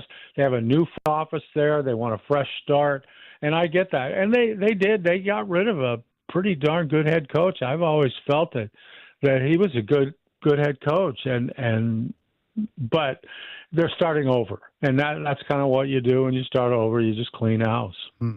We're talking to the Godfather, Dwight James. Be sure to check him out on Substack. So, what do you think we can learn about Tom Dundon with what we saw with the Carolina Hurricanes, who won the Cup last night in 6 games over the Vegas Golden Knights? And, obviously he found the right mix with his head coach there and also with some, out-of-the-box thinking in the front office. What do you think we can take away from his success with Carolina? Well, I think we can learn a few things with how he went about his job. And really, he didn't make a lot of immediate change with the Hurricanes. He kind of sat back and watched what went on, and at least in the important jobs. And I will say this: he's had the same coach, Rod Brindamore, from the beginning, and that was just a great choice to just leave your hands off that. He's very blessed that Brindamore, in the beginning, was willing to work for less money because he had played for the Hurricanes. He loved the area. He saw the possibilities with the team, and so he stayed as a head coach, and that was great. But then, and I always like to think of this, Chad, former general manager here, Bob Whitsitt, he used to always say, I wasn't a chemistry major. He didn't understand chemistry in the locker room. Yeah. Well, what did Tom Dundon do with the Hurricanes? He went out and hired a chemist. He hired a chemist as his general manager. And I'm not talking about some sort of fake chemist. This guy has a chemistry degree from Harvard and a PhD from Cal Berkeley. Okay, this is a chemist. He was making his living in nanotechnology while he began writing a blog about hockey in Philadelphia. And he was a Flyers fan, so he started writing these treatises on how you shouldn't dump and chase in hockey. And hockey fans will know what I'm talking about. Just dump the puck in and then chase it. His theory was you have to keep control of the puck, and the team that has control the most wins. Well, people started hearing about it. He did a speech at the Sloan Analytics conference in Boston, and people started hearing about it and thought, well, this guy is pretty good. And they would go to him with problems for analytics and stuff. And Dundon finally hired him as first a part-time and then a full-time analytics guy. Well, eventually he promoted him as the general manager, and guess what? They won the Stanley Cup, which isn't easy to win. They say, and I believe it to be true, the toughest trophy to win in sports. It's ag, and so he hired. So there's no question he's interested in analytics, and so there's no question he's interested in analytics, and so I would look that way. Maybe he goes and hires John Hollinger. I don't know, because John's a big analytics guy. It's how he made his mark in basketball, and was briefly a general manager in Memphis, I believe. So. You never know. You never know what's going to happen. And hopefully Tom Dundon is nimble enough to see a problem and then go his own way in solving it with the advice of people who know what's going on in the league. And, I think everybody in Portland has great hopes that it all works out. That's amazing. One of the few people that might be smarter than your wife, the great Nancy, is the general manager for the Carolina Hurricanes. Chad, I'm not going that far. I don't know if he's smart. My wife knows a little about chemistry too. Okay, but yeah, he's a brilliant man. Obviously, the guy they hired is, and I think Tom Dundon is a very smart guy too. You just don't get to be a billionaire without being really smart, I think. Yeah, he's pretty sharp. And all right, I think that's about it. Oh, what a run by the Knicks, by the way. How about that? That playoff run by the Knicks. Look, I don't know if they're going to win a championship next year, but you talk about continuity, Godfather. That's a team that was put together. Good hire of Leon Rose by their owner, James Dolan. He brought in the coach, Mike Brown, which at the time looked like a disaster of a process to bring him in. And then, the Villanova crew, man, they went out and got the job done. That was an impressive run. It sure was, and I think there's so much to be said with growing a team together and keeping it together and not doing any major deals. But if you need to trade kind of a spare part for Buck Williams, for example, add him. He's the perfect piece. You add him to what you already – and it's a seamless fit for a guy like Buck Williams to the Trailblazers. And that's kind of what you do, is you keep your core together. And I think they've been really smart in New York. And there's no question that their front office has done a wonderful job. And they are not the most talented team in the league. You'd have a hard time convincing me of that. But they're the best team in the league. And more, Chad, it's coming back to being a team game. It used to be a superstar game. Had to have the best player to have the best team. Not the case anymore. The team with the best player, and you can argue whoever that was, but Brunson wasn't the best player in the NBA last year. No. But they won the championship because they played like a team. And I think the whole league should be proud of that. Are they going to win it again next year? I would say not. And the bookies are saying no also. I think they're like third or fourth favorite to win next year. But they won it once, and it was because they were a great team. One random question for you. I was watching some old games on YouTube over the weekend, and I came across Game 4 of the 1990 NBA Finals, Detroit at Portland, and that was the game where The Trailblazers trailed by 3 late in the game, and then Danny Young let go of a half-court 3 that swished in. Now, the Hornets sounded after he let go of the shot, but when they went back and reviewed it, the ball was still in his hands when the clock hit 000. Do you remember that game and what was going through your mind when he shot that shot? I remember it very, very well, Chad. First of all, they didn't have replay in the league at that time. They did go back and look at it, but it didn't impact the call at all. The correct call was the shot was just an instant too late. It was too late. And the call was made by the great Earl Strom. It was the last call he ever made as an NBA referee. He had a news conference. What referee ever has a news conference? He had a news conference 2 days later to announce that he's retiring from basketball. He's a good friend of mine, and I liked Earl a lot, and proud to say that he made the right call on the last call that he ever made. And it was against the Trailblazers, but it was correct. And a lot of people would argue that, but if you go back and look at it, you can see on YouTube that it wasn't the right call. Now, unfortunately for the Blazers and Danny Young, which would have made him a hero, it was too late. Yeah, and then I made the mistake of watching Game 5. I had forgotten that Portland was up 7 points with like a minute to go, and then Vinnie Johnson scored 7 of the final 9. They scored 9 straight, including the game winner over Jerome Kersey. I was like, wow, unbelievable. Yeah. Brutal. Yeah, the microwave. Vinny was the microwave. He'd come off, all you had to do was press a button, and he got hot. And it was ridiculous, the shots he hit. He had that little fall-away jumper, and it was money, and there was just nothing you could do. And they'd they put Jerome Kersey on 6'7", and much bigger than Vinny was, and couldn't get to his shot. And it was unfortunate. That was an unfortunate finals, but Portland, I'm convinced Portland was beaten by a better team in 90 and 92. Both of those teams were really great teams, and the Blazers were just, I think, very fortunate to get that far and put up a pretty good fight, but couldn't do much with them. All right, Godfather. Make sure you check him out on Substack. I appreciate your insight. Good job of the reporting on Tiago Splitter, and I appreciate you. Thank you, Chad. It's always a pleasure. You got it. There's the Godfather, Dwight James, making time for the show. We appreciate that.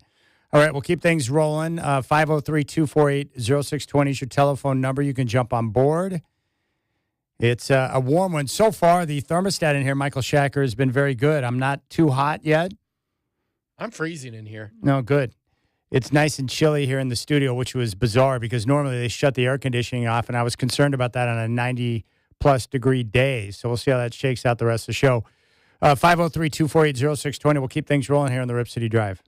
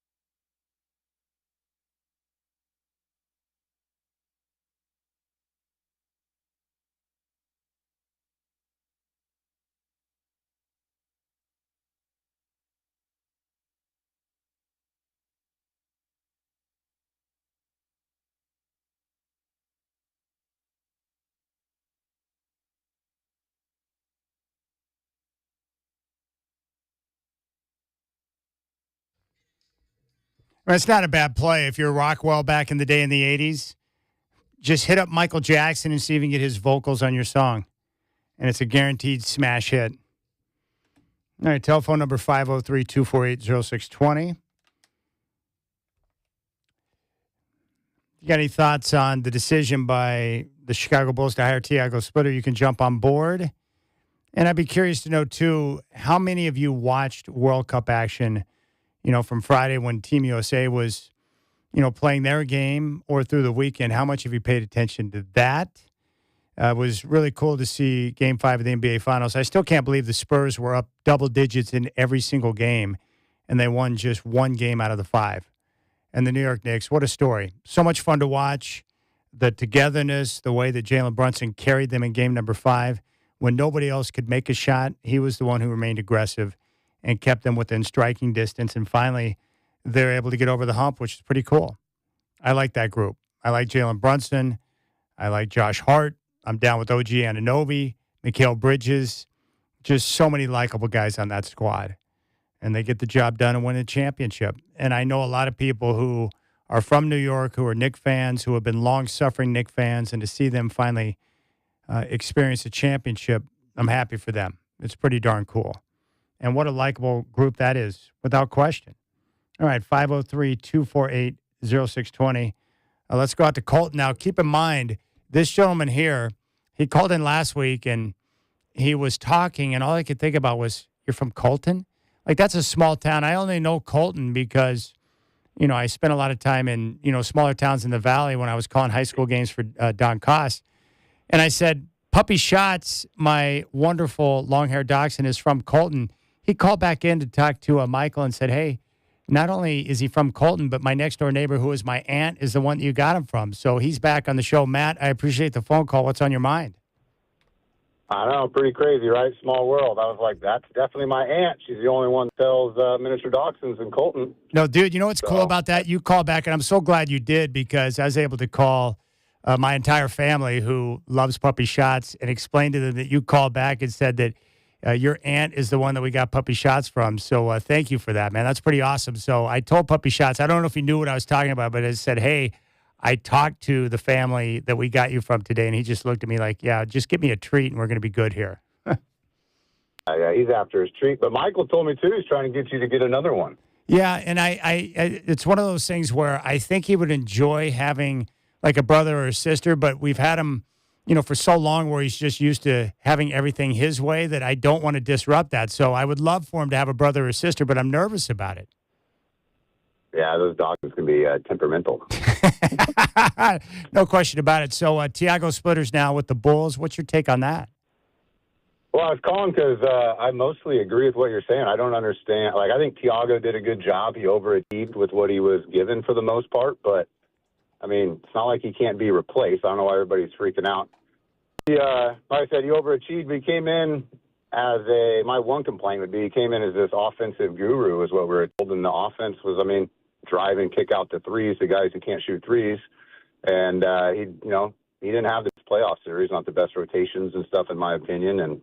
But not that I don't like the dude, but he can be replaced. I really like the assistant out of Minnesota.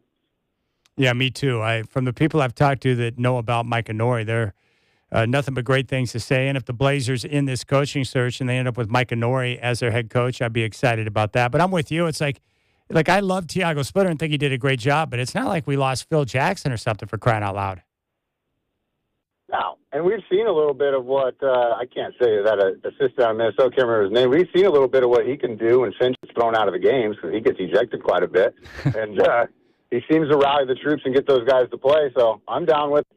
I'd like to see Tiago back, but that ain't the case. I'm not going to lose any sleep over it. I think people are just piling on the owner, Tom Dundon. They're just piling on every move he makes. Yeah, that's the way I see it. And I appreciate the phone call, Matt. Thank you. The reporting on Dundon has been over the top. Like, no matter where he went, the only way people are going to be happy is if he brought Tiago Splitter back. And there were people that thought he should be hired without any search, which is insane. It would be a disservice to the team if you didn't do a full coaching search. And the bottom line is if they wanted Tiago Splitter as coach, they would have hired him. And I like Tiago, but there are other options there. And I do think Tiago is going to be a great head coach, but I think the Blazers are going to wind up with a good coach as well. You got the Rip City Drive.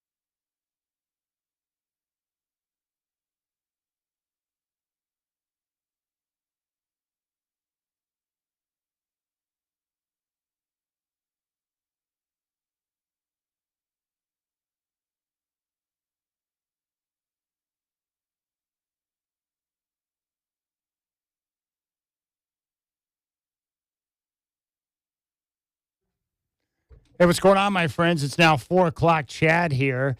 The big news from the NBA today, Trailblazers acting head coach Tiago Splitter has agreed to terms with the Chicago Bulls to become their next head coach. He took over for Chauncey Billups after Game 1 of last season and coached the Blazers to a 42-40 record and a playoff berth. A big shocker from the World Cup, 64th-ranked Cape Verde played one of the pre-tournament favorites to win the Cup, Spain, to a 0-0 draw. Saudi Arabia and Uruguay coming up and are in action right now. Iran and New Zealand will meet at 6. The Mariners do get a day off. They have a one-game lead in the AL West. They kick off a series against the Orioles tomorrow night at T-Mobile Park. More of the Rip City Drive with Chad Doing coming at you right now.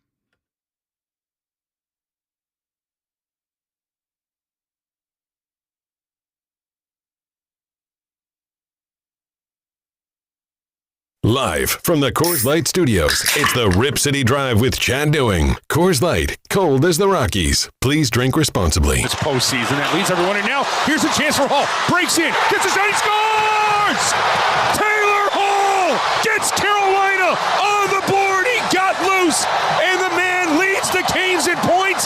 Puts Carolina in the lead. It's 1-0. Now the face-off at center ice. Net still empty for Vegas. And now here's a turnover. A chance for Ehlers. Bingo!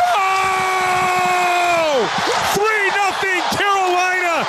And you can start to polish the Stanley Cup. The Canes right now are 68 seconds away from winning their second NHL title. 5 seconds away.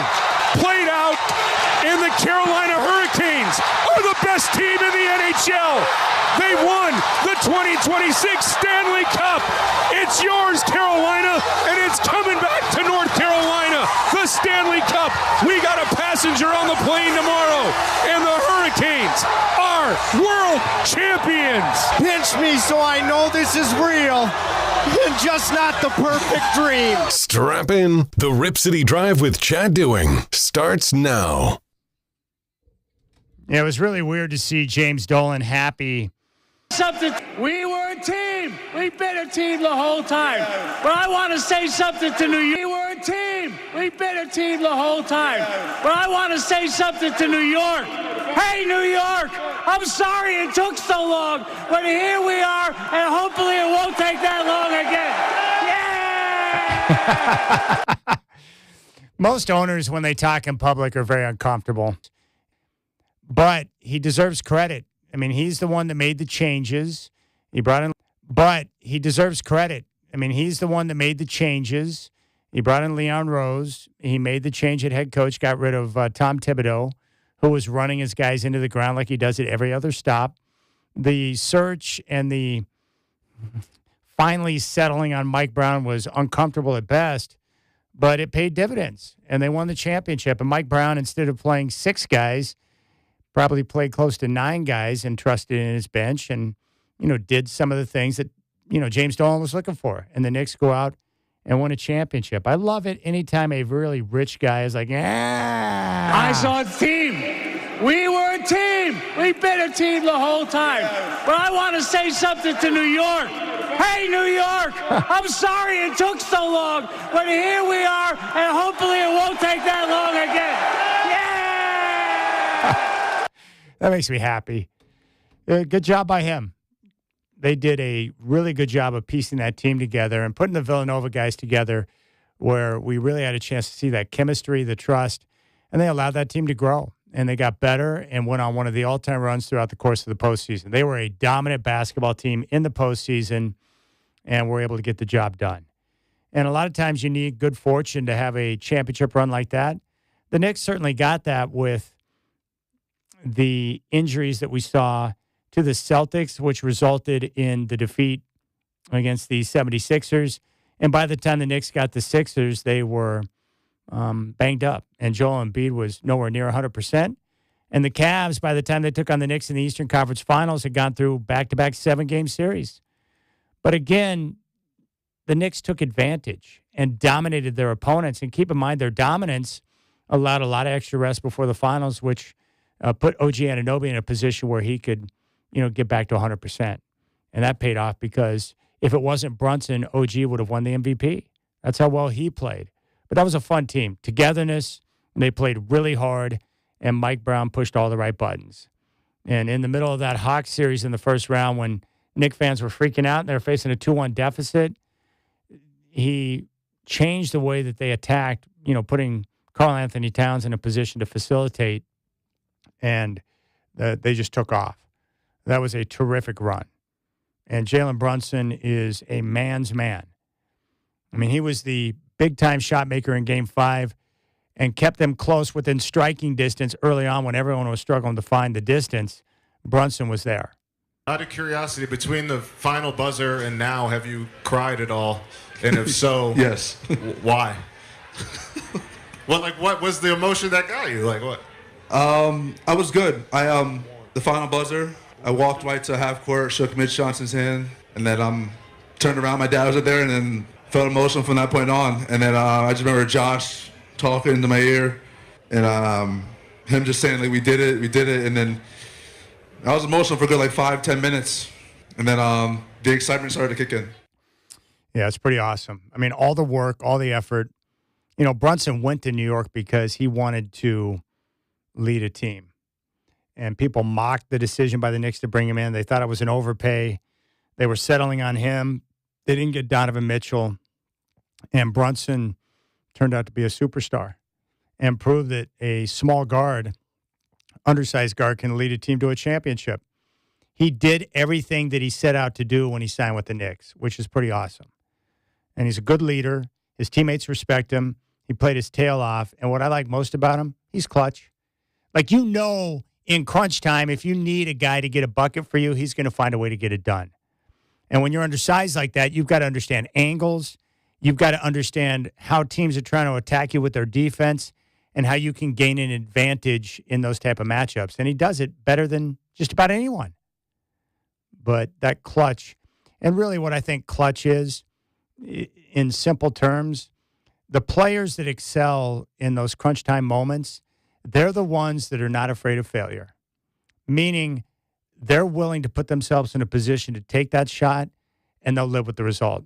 They believe in their work, the time they put in, that if they get that look, that they're confident they're going to make it, but if they don't, they're willing to live with the consequences, the result.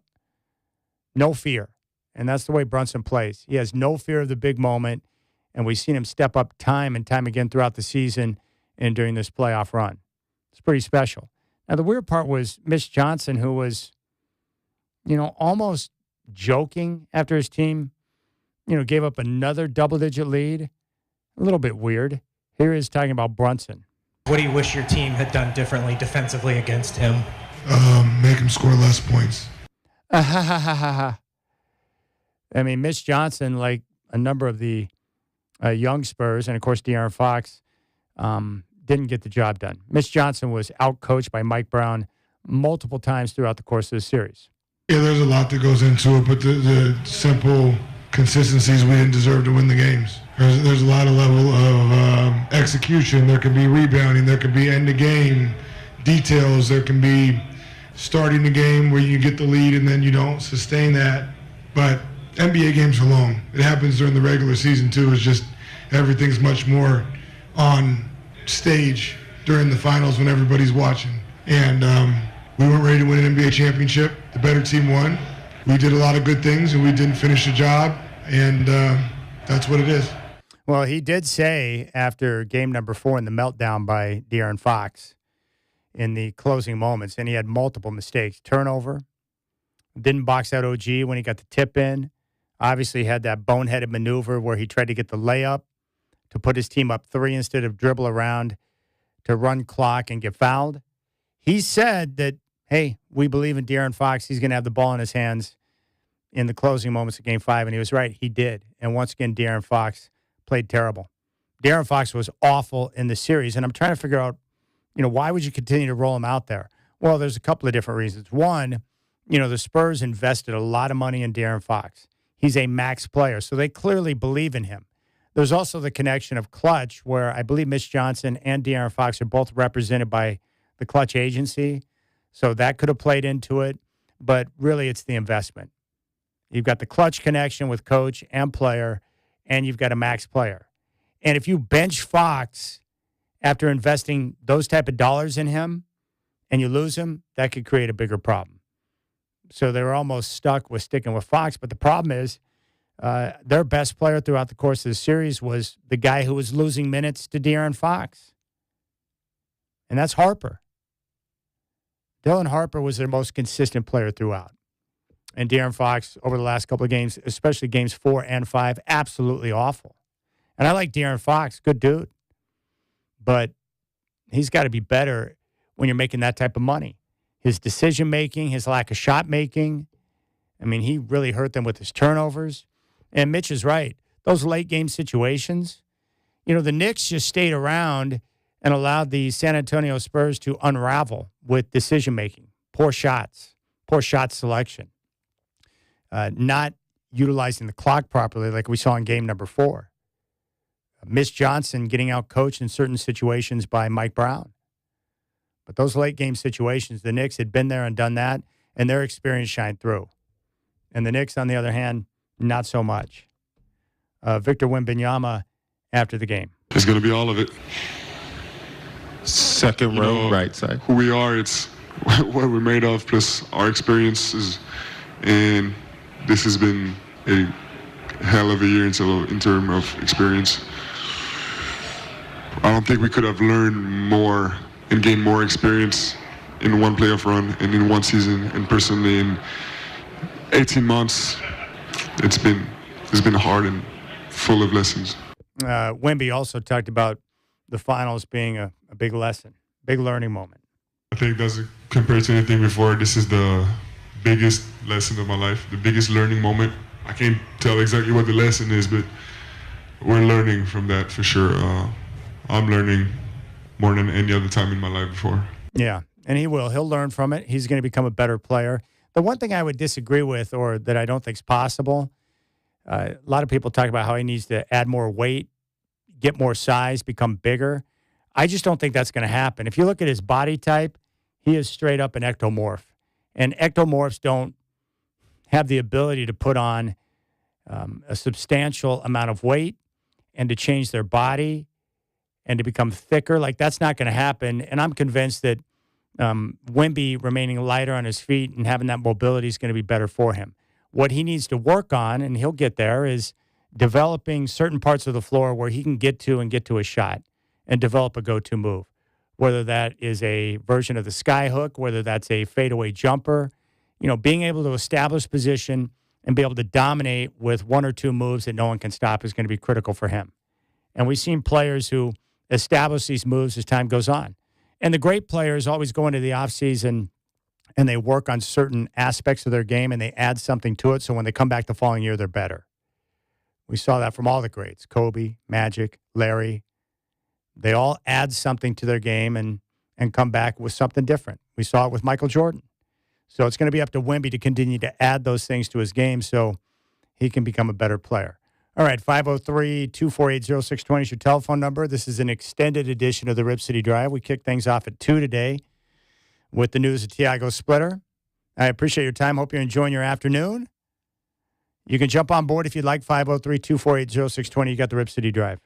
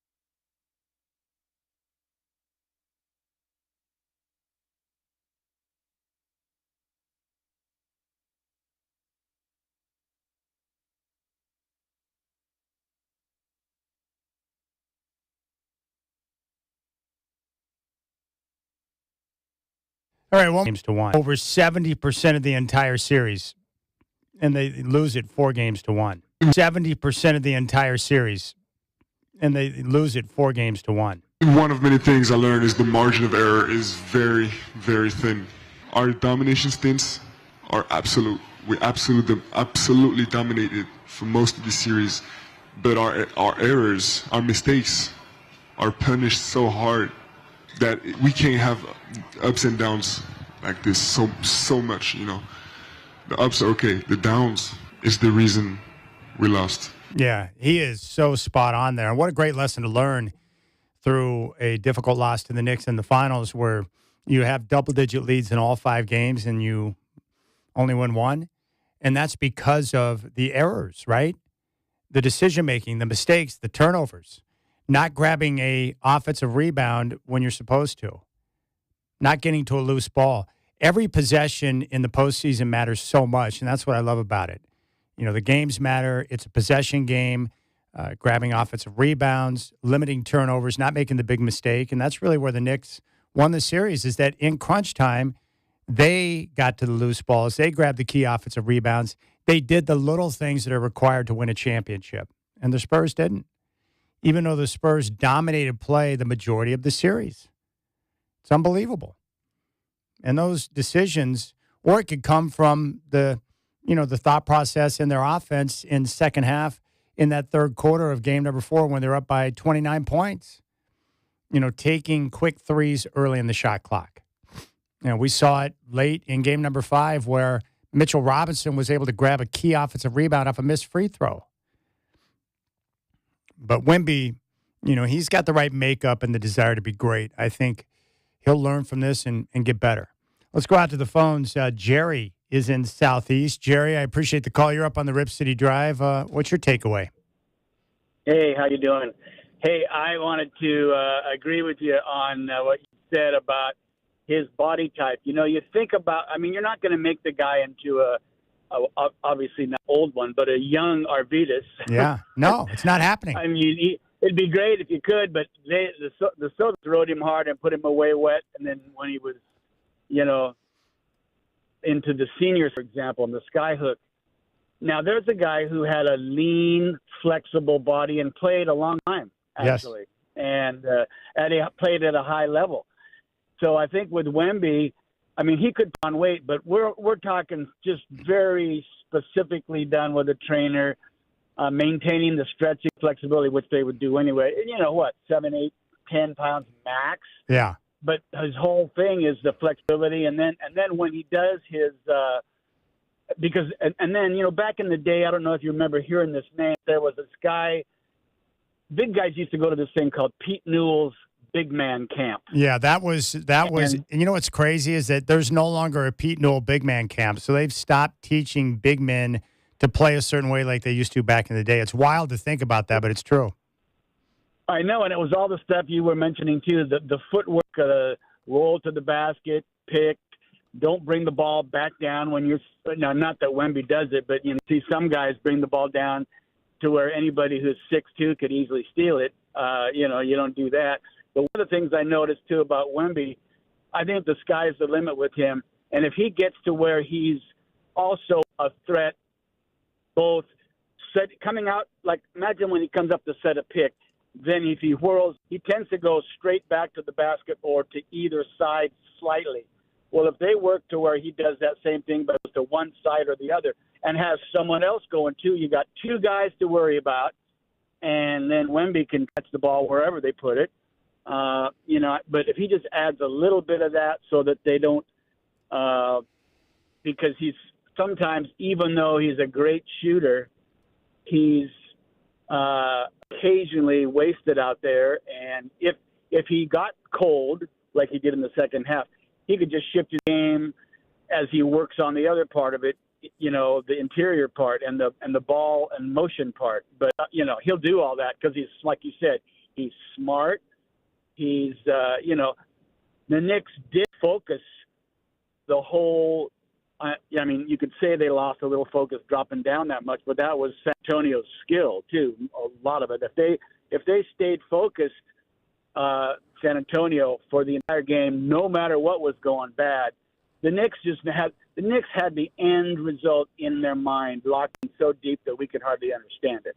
Yeah, that was it. And no one was to deter them from that, Chad. Yeah, no question. And Jerry, don't you think that Wemby long term? Yeah, I agree with you. I think he's going to be better off by not trying to add weight to his body, but get stronger, keep the flexibility and that mobility, and maybe he'll be able to carve out a long career like a Kareem. That's what I'm hoping for. Yes, I absolutely agree. Well, there you go. Good call, Jerry. Appreciate that. Yeah, he's right. Okay. Yeah, Wemby's a true ectomorph. He's not going to add a bunch of weight to his body. It's just not the way he's designed. But I do agree with Jerry where if he keeps his flexibility, obviously continues to strengthen his body and does all the things to keep his body balanced and in tune, he should be able to carve out a long career. It's hard enough when you're that tall. Can you imagine life at 7'5"?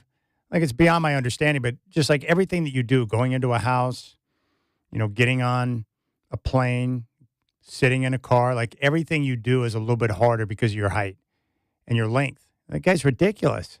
The first time I saw him live was in the postseason here in Portland. And I just marveled at a guy that size who had that type of skill. But he'll get better because he's going to learn go-to moves, whatever that may be, the turnaround or a fadeaway or a hook shot. I think the reason why we haven't seen another player really try to master the sky hook is because it's probably a lot harder to perfect, and Kareem made it look easy. But I would want a go-to move. And the great thing about Kareem's sky hook for years and years that he played in the NBA, it was unstoppable. You go to him because he's going to be able to get that shot up over the top of anybody or get fouled. And we saw that in Game 6 of the 88 Finals when they were down by a point. They needed a bucket. They went to Kareem. He got fouled by Lambeer, probably a phantom foul, but he got 2 free throws, which ended up being the difference in the game. And I want Wemby to develop those type of go-to moves. But his work ethic, I know a lot of people think he's dirty or cheap or whatever. I don't have a problem with the way he plays. He brings a certain edge. He wants to be great. He'll put in the time and the work ethic, and I think he'll be there. But, I mean, he was already the most dominant player on the floor, and he's far from the player he's going to become, which is amazing to me. And it's going to come down to the team, his teammates, and the coaches continuing to find different ways to utilize him and put him in a position to have success. All right, Rip City Drive Chat doing it's 4:29 on this very steamy and warm Monday. I played golf all throughout the weekend. I teed off early yesterday and today to beat the heat, and I did. But it's going to be a warm day when you show up at the golf course, and shortly after 6, it's already 65 degrees. Unbelievable. Those are the days when it's going to be warm. And I don't know what the deal is. The last 3 rounds I played, hot garbage. Hot garbage. I was done today. I'm like, what are you doing, you moron? I mean, are you trying to play bad golf? That game, some days you play and you feel like you can do anything. And then the next day you feel like you can't do anything.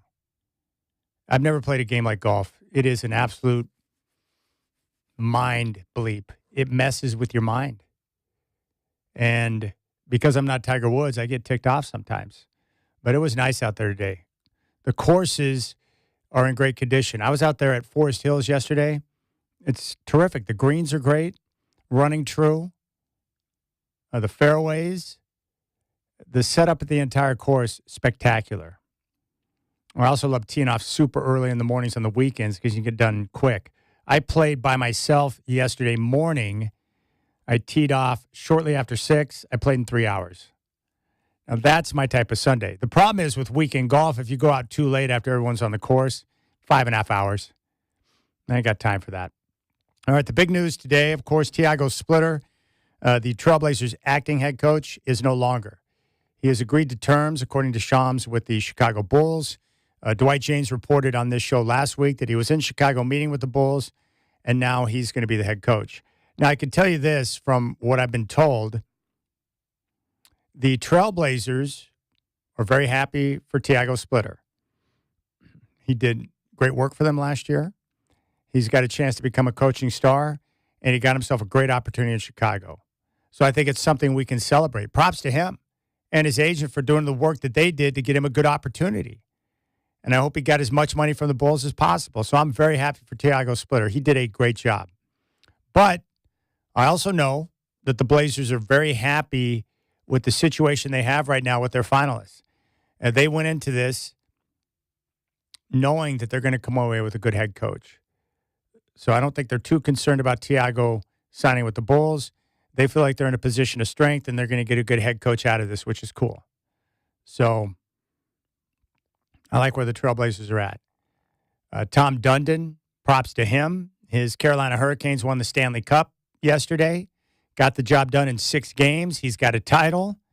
And we have a winning owner now in Tom Dundon. This is a guy who is ultra aggressive, wants to win, and is willing to do whatever it takes to make that happen. I also like the fact that he's driven by analytics. We know that by the decision-making he made with the Hurricanes by hiring the legitimate chemist to take over as general manager. He'll listen to guys. He'll put in the time to understand some of the numbers. Like Tom Dundon takes this stuff real seriously. And he's involved and wants to make sure that they win. And I think a lot of the reporting on Tom Dundon has been mostly BS. A lot of nonsense. I mean, no matter what he does in some circles, it's not good enough. But I refuse to believe that Tiago Splitter was like the only right coach for the Blazers. And I'm a big Tiago Splitter fan. I wanted him to get the job because I like Tiago Splitter. But this idea that somehow a coach who had 1 year as an acting head coach is somehow the only option, I mean, that's nonsense. And like I said, the reason why you do a full coaching search is so you can uncover other possible candidates that may end up being a better fit than Tiago Splitter. And I will say this, of one of the finalists, Mike Honori, everyone I've talked to say that he's got a chance to be really good. Well-respected around the league. Obviously, great experience under Finch in Minnesota. So I like where the Trailblazers are at. I also like the fact that they're operating from a position of strength when free agency kicks off, where they've got the tools and the ability to go out and make a big move if they so choose. If not, they've got the right pieces right now to continue to move forward and build. They're in a very good spot. I guess what I'm trying to say is that there's a lot of doom and gloom out there around the Blazers and Tom Dundon. I just don't see it that way. I think this is a very good time, one, to be alive, and number two, to be a Trailblazer fan. That finally, after years of the team being run by the trust, they finally have a guy in charge that wants to win and is going to be aggressive. Now, that doesn't mean we have to agree with every decision that Tom Dundon makes, but he's got the proper ingredients to get things done. Just take a look at the Hurricanes. He took them over. They were a disaster. And there they were yesterday hoisting the Stanley Cup. That's pretty good. And they've been perennial winners ever since Tom Dundon took over. And that's a good thing. The willingness to listen to others, embracing analytics, encouraging people to utilize as much data as they can get to make good decisions, willingness to invest in the players and the roster. I mean, these are all good things. And the bottom line is, if he wins, I don't think Blazer fans are going to be too concerned about what he decides to do on the business side of things. And in the end, I'm a Trailblazer fan. I want them to win games and compete for a championship. But the Blazers right now have a cupboard full with assets.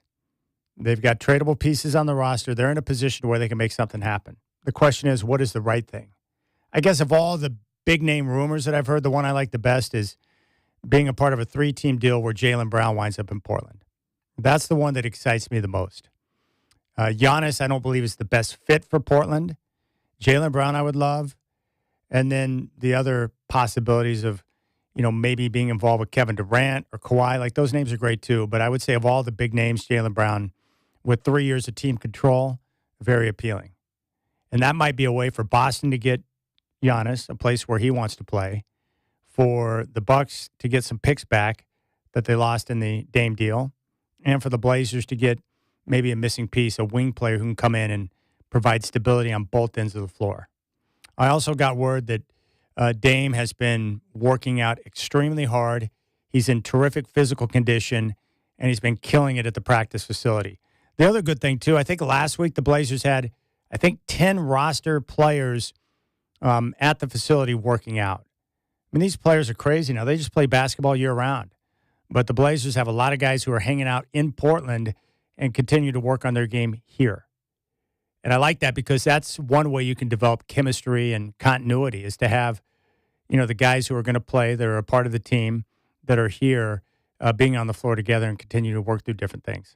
I also love watching the highlights of Dame and Klingon working on pick and roll situations, lob passes, getting familiar with one another. I think all of that's pretty exciting. And it's going to be fun next year when Dame steps out on the Motor Center floor for the first time to suit it up again. That's going to be a moment we're all going to enjoy. All right, 503-248-0620 is your telephone number. Checking the World Cup scoreboard right now. Saudi Arabia has a 1-0 lead on Uruguay in the 66th minute. Iran and New Zealand coming up at 6. Spain and Cape Verde, one of the surprises of the day, played to a 0-0 draw. And Belgium and Egypt also played to a 1-1 draw today. So one game in action, Saudi Arabia and Uruguay, Iran and New Zealand coming up later on at 6 o'clock. And, of course, your plays for the World Cup, you got the Rip City and the free iHeartRadio app. All right, we'll keep things rolling. I appreciate your time. Hope you're enjoying your Monday. You got the Rip City Drive on free iHeartRadio app. All right, we'll keep things rolling. I appreciate your time. Hope you're enjoying your Monday. You got the Rip City Drive on your home of the Blazers, Rip City Radio 620.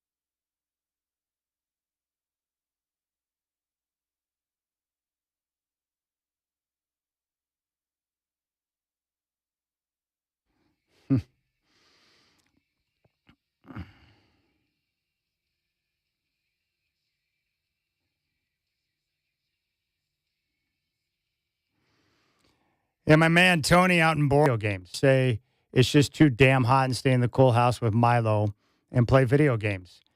It's just too damn hot and stay in the cool house with Milo and play video games. Well, of course, Tony, the only option on a day like today is to hang out in the house and play video games with your pup. That's the best way to do it. That's not even a question. Just do it. It's too hot. It's way too hot. And there comes a certain point. Like I was talking to a guy, Marshall. He's this cool dude. He lives in Hawaii, but his daughter's over here. And so he comes over during the summertime for a couple of different longer stints. And he always shows up at the golf course. So we play with him when he comes out and stays in Portland. But he said yesterday he was in the garage trying to organize things for his daughter. And he said it got like 90 plus and there was like a sauna. And so finally he had to just shut it down. He said it's always more enjoyable to move other people's junk around, but it got too hot and he had to go shut it down. And I've noticed, too, my fluid intake, I'm trying to stay hydrated, and I start drinking fluids, the day before to make sure I'm properly hydrated because it's so hot out there. I'm losing so much more sweat. It's crazy. And that's why I respect. There's a couple of guys I see around the neighborhood who are cyclists, and they're out every day, going up and down the hills, riding around. Like, it's a grind, and they're doing it out in the heat. They're crazy. 503-248-0620 is your telephone number. So now we're entering into this dead time of the year. It's kind of bizarre. We got a little baseball. All-Star game is not too far away, but now it's just a waiting game until football season kicks off. We've made it through basketball. We got the Stanley Cup yesterday, but now it's just a waiting game until football season kicks off. I can't wait. I know you can't wait. And then we'll get a chance to watch some baseball. Unfortunately, if you're a Mariners fan, they give you nothing but anxiety. What was it, 10-1 yesterday? They still have a one-game lead in the West, but the Mariners, they make watching baseball uncomfortable. Because they have a lot of games where you're like, what's going on out there? But it is. We got the World Cup going right now. And I've got to be honest, I think the problem is with soccer, it's like with any sport, I don't have a firm grasp on the rules, and so therefore it's harder for me to follow. With hockey, it used to be the same way until I got up to speed on all the rules and exactly how the game is played, and so now I can watch it and really enjoy it. So I guess what I'm trying to say is that I think the basic fundamentals for enjoying a sport is understanding the rules of what's going on. And then once you get those down, then it's pretty simple. I will say this about Team USA. It would seem that the skill level for Team USA, based on what I saw on Friday, is much better and different than what it's been in the past. All right, let's go out to North Portland. Mike is hanging out in Nopo. Mike, what's up? What's on your mind? Fire away. Chad, I kind of agree with you. We've entered a sports desert, if you will. Yeah. I mean, we'll have an oasis every now and the All-Star break. Could be the sports oasis for a second. We've entered the desert, Chad. You're right. It's countdown to football. But really what we need to talk about here is the annual kickoff this summer. Your favorite topic is which one is worse to live in, the Couve or Gresham? I mean, so many things you could point to either way. I mean, the Couve is basically a desert. Gresham is basically a desert, but also crime-riddled. So it's like, which one is worse, Chad? All right, I'll take your comments off the air. All right, I really appreciate that. I got to think about this. I would still put Vancouver ahead of Gresham without question. One, if you want to get around town and you're staying in Vancouver on the weekends, the traffic is very manageable. And the one edge that Vancouver has now is the waterfront area in Vancouver with the new businesses, the hotels, and the restaurants with 13 Coins and El Gaucho and the walkway. It's perfect. So the downtown area of Vancouver is greatly improved, and there are some new local restaurants coming in. So I love the waterfront area of the downtown part of Vancouver, and getting around town on the weekends is very easy because there's not a lot of traffic. So I'll still give a major edge to Vancouver over Gresham. Now, I will say this. I've been out to Gresham multiple times over the last few weeks. And there are parts of Gresham that are actually pretty nice and not too bad. And I think sometimes certain parts of town suffer from a reputation that may have been earned years ago. That's all. Let's go back out to the phones. Charlie in Vancouver. Charlie, what do you think, Gresham or Vancouver? Oh, dude, it's easy. I mean, first of all, you're right. Gresham gets a bad rap. They at least have Gresham Golf Course there. But Vancouver is awesome, brother. I mean, downtown is phenomenal. The new side on the west side of the I-5 bridge, they spent tens of millions figuring the land that was Boise Cascade waterfront property that was destroyed. Now it's just beautiful. And if you haven't made your way over there, and this guy probably obviously hasn't, do it, dude. There's no other beautiful walkway on the river in the least southwest Washington, Oregon area. Anyway, and also World Cup, brother. A lot of us out here are loving the World Cup.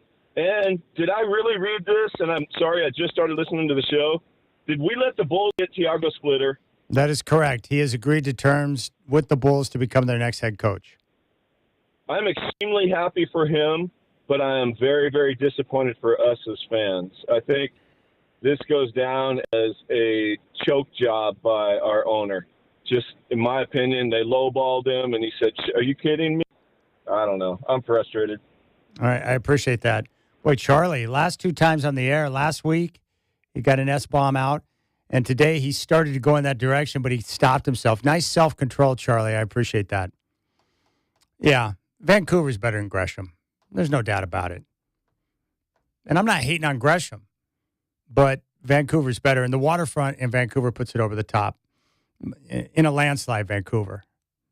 There are parts of Gresham, like certain parts of town are bad and always have been, like 82nd. Like that's not a place you want to go hang out. It's not the best area of town. Did you used to live out in Gresham, Shacker? I live next to Gresham right now. And 82nd is sad because Jack in the Box and a bunch of other fast food restaurants have been closing down on 82nd. But Gresham is, I mean, it's a reputation well earned over the years. Yeah, but there's no sales tax. Wouldn't that make it better? I do all of my big ticket shopping items, always drive over the bridge in Portland. Why would I pay sales tax when I don't have to?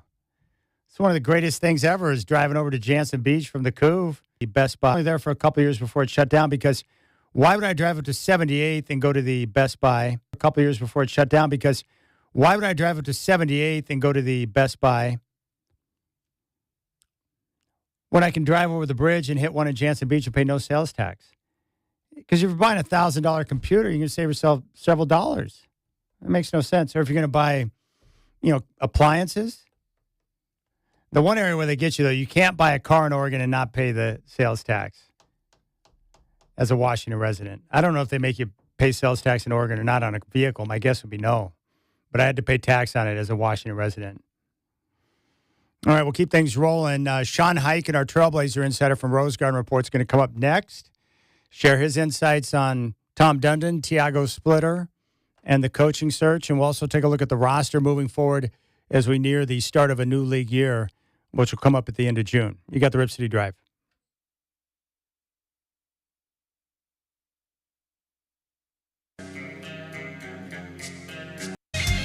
Consultation and point you in the right direction. So that's my sense of like tip off at 5.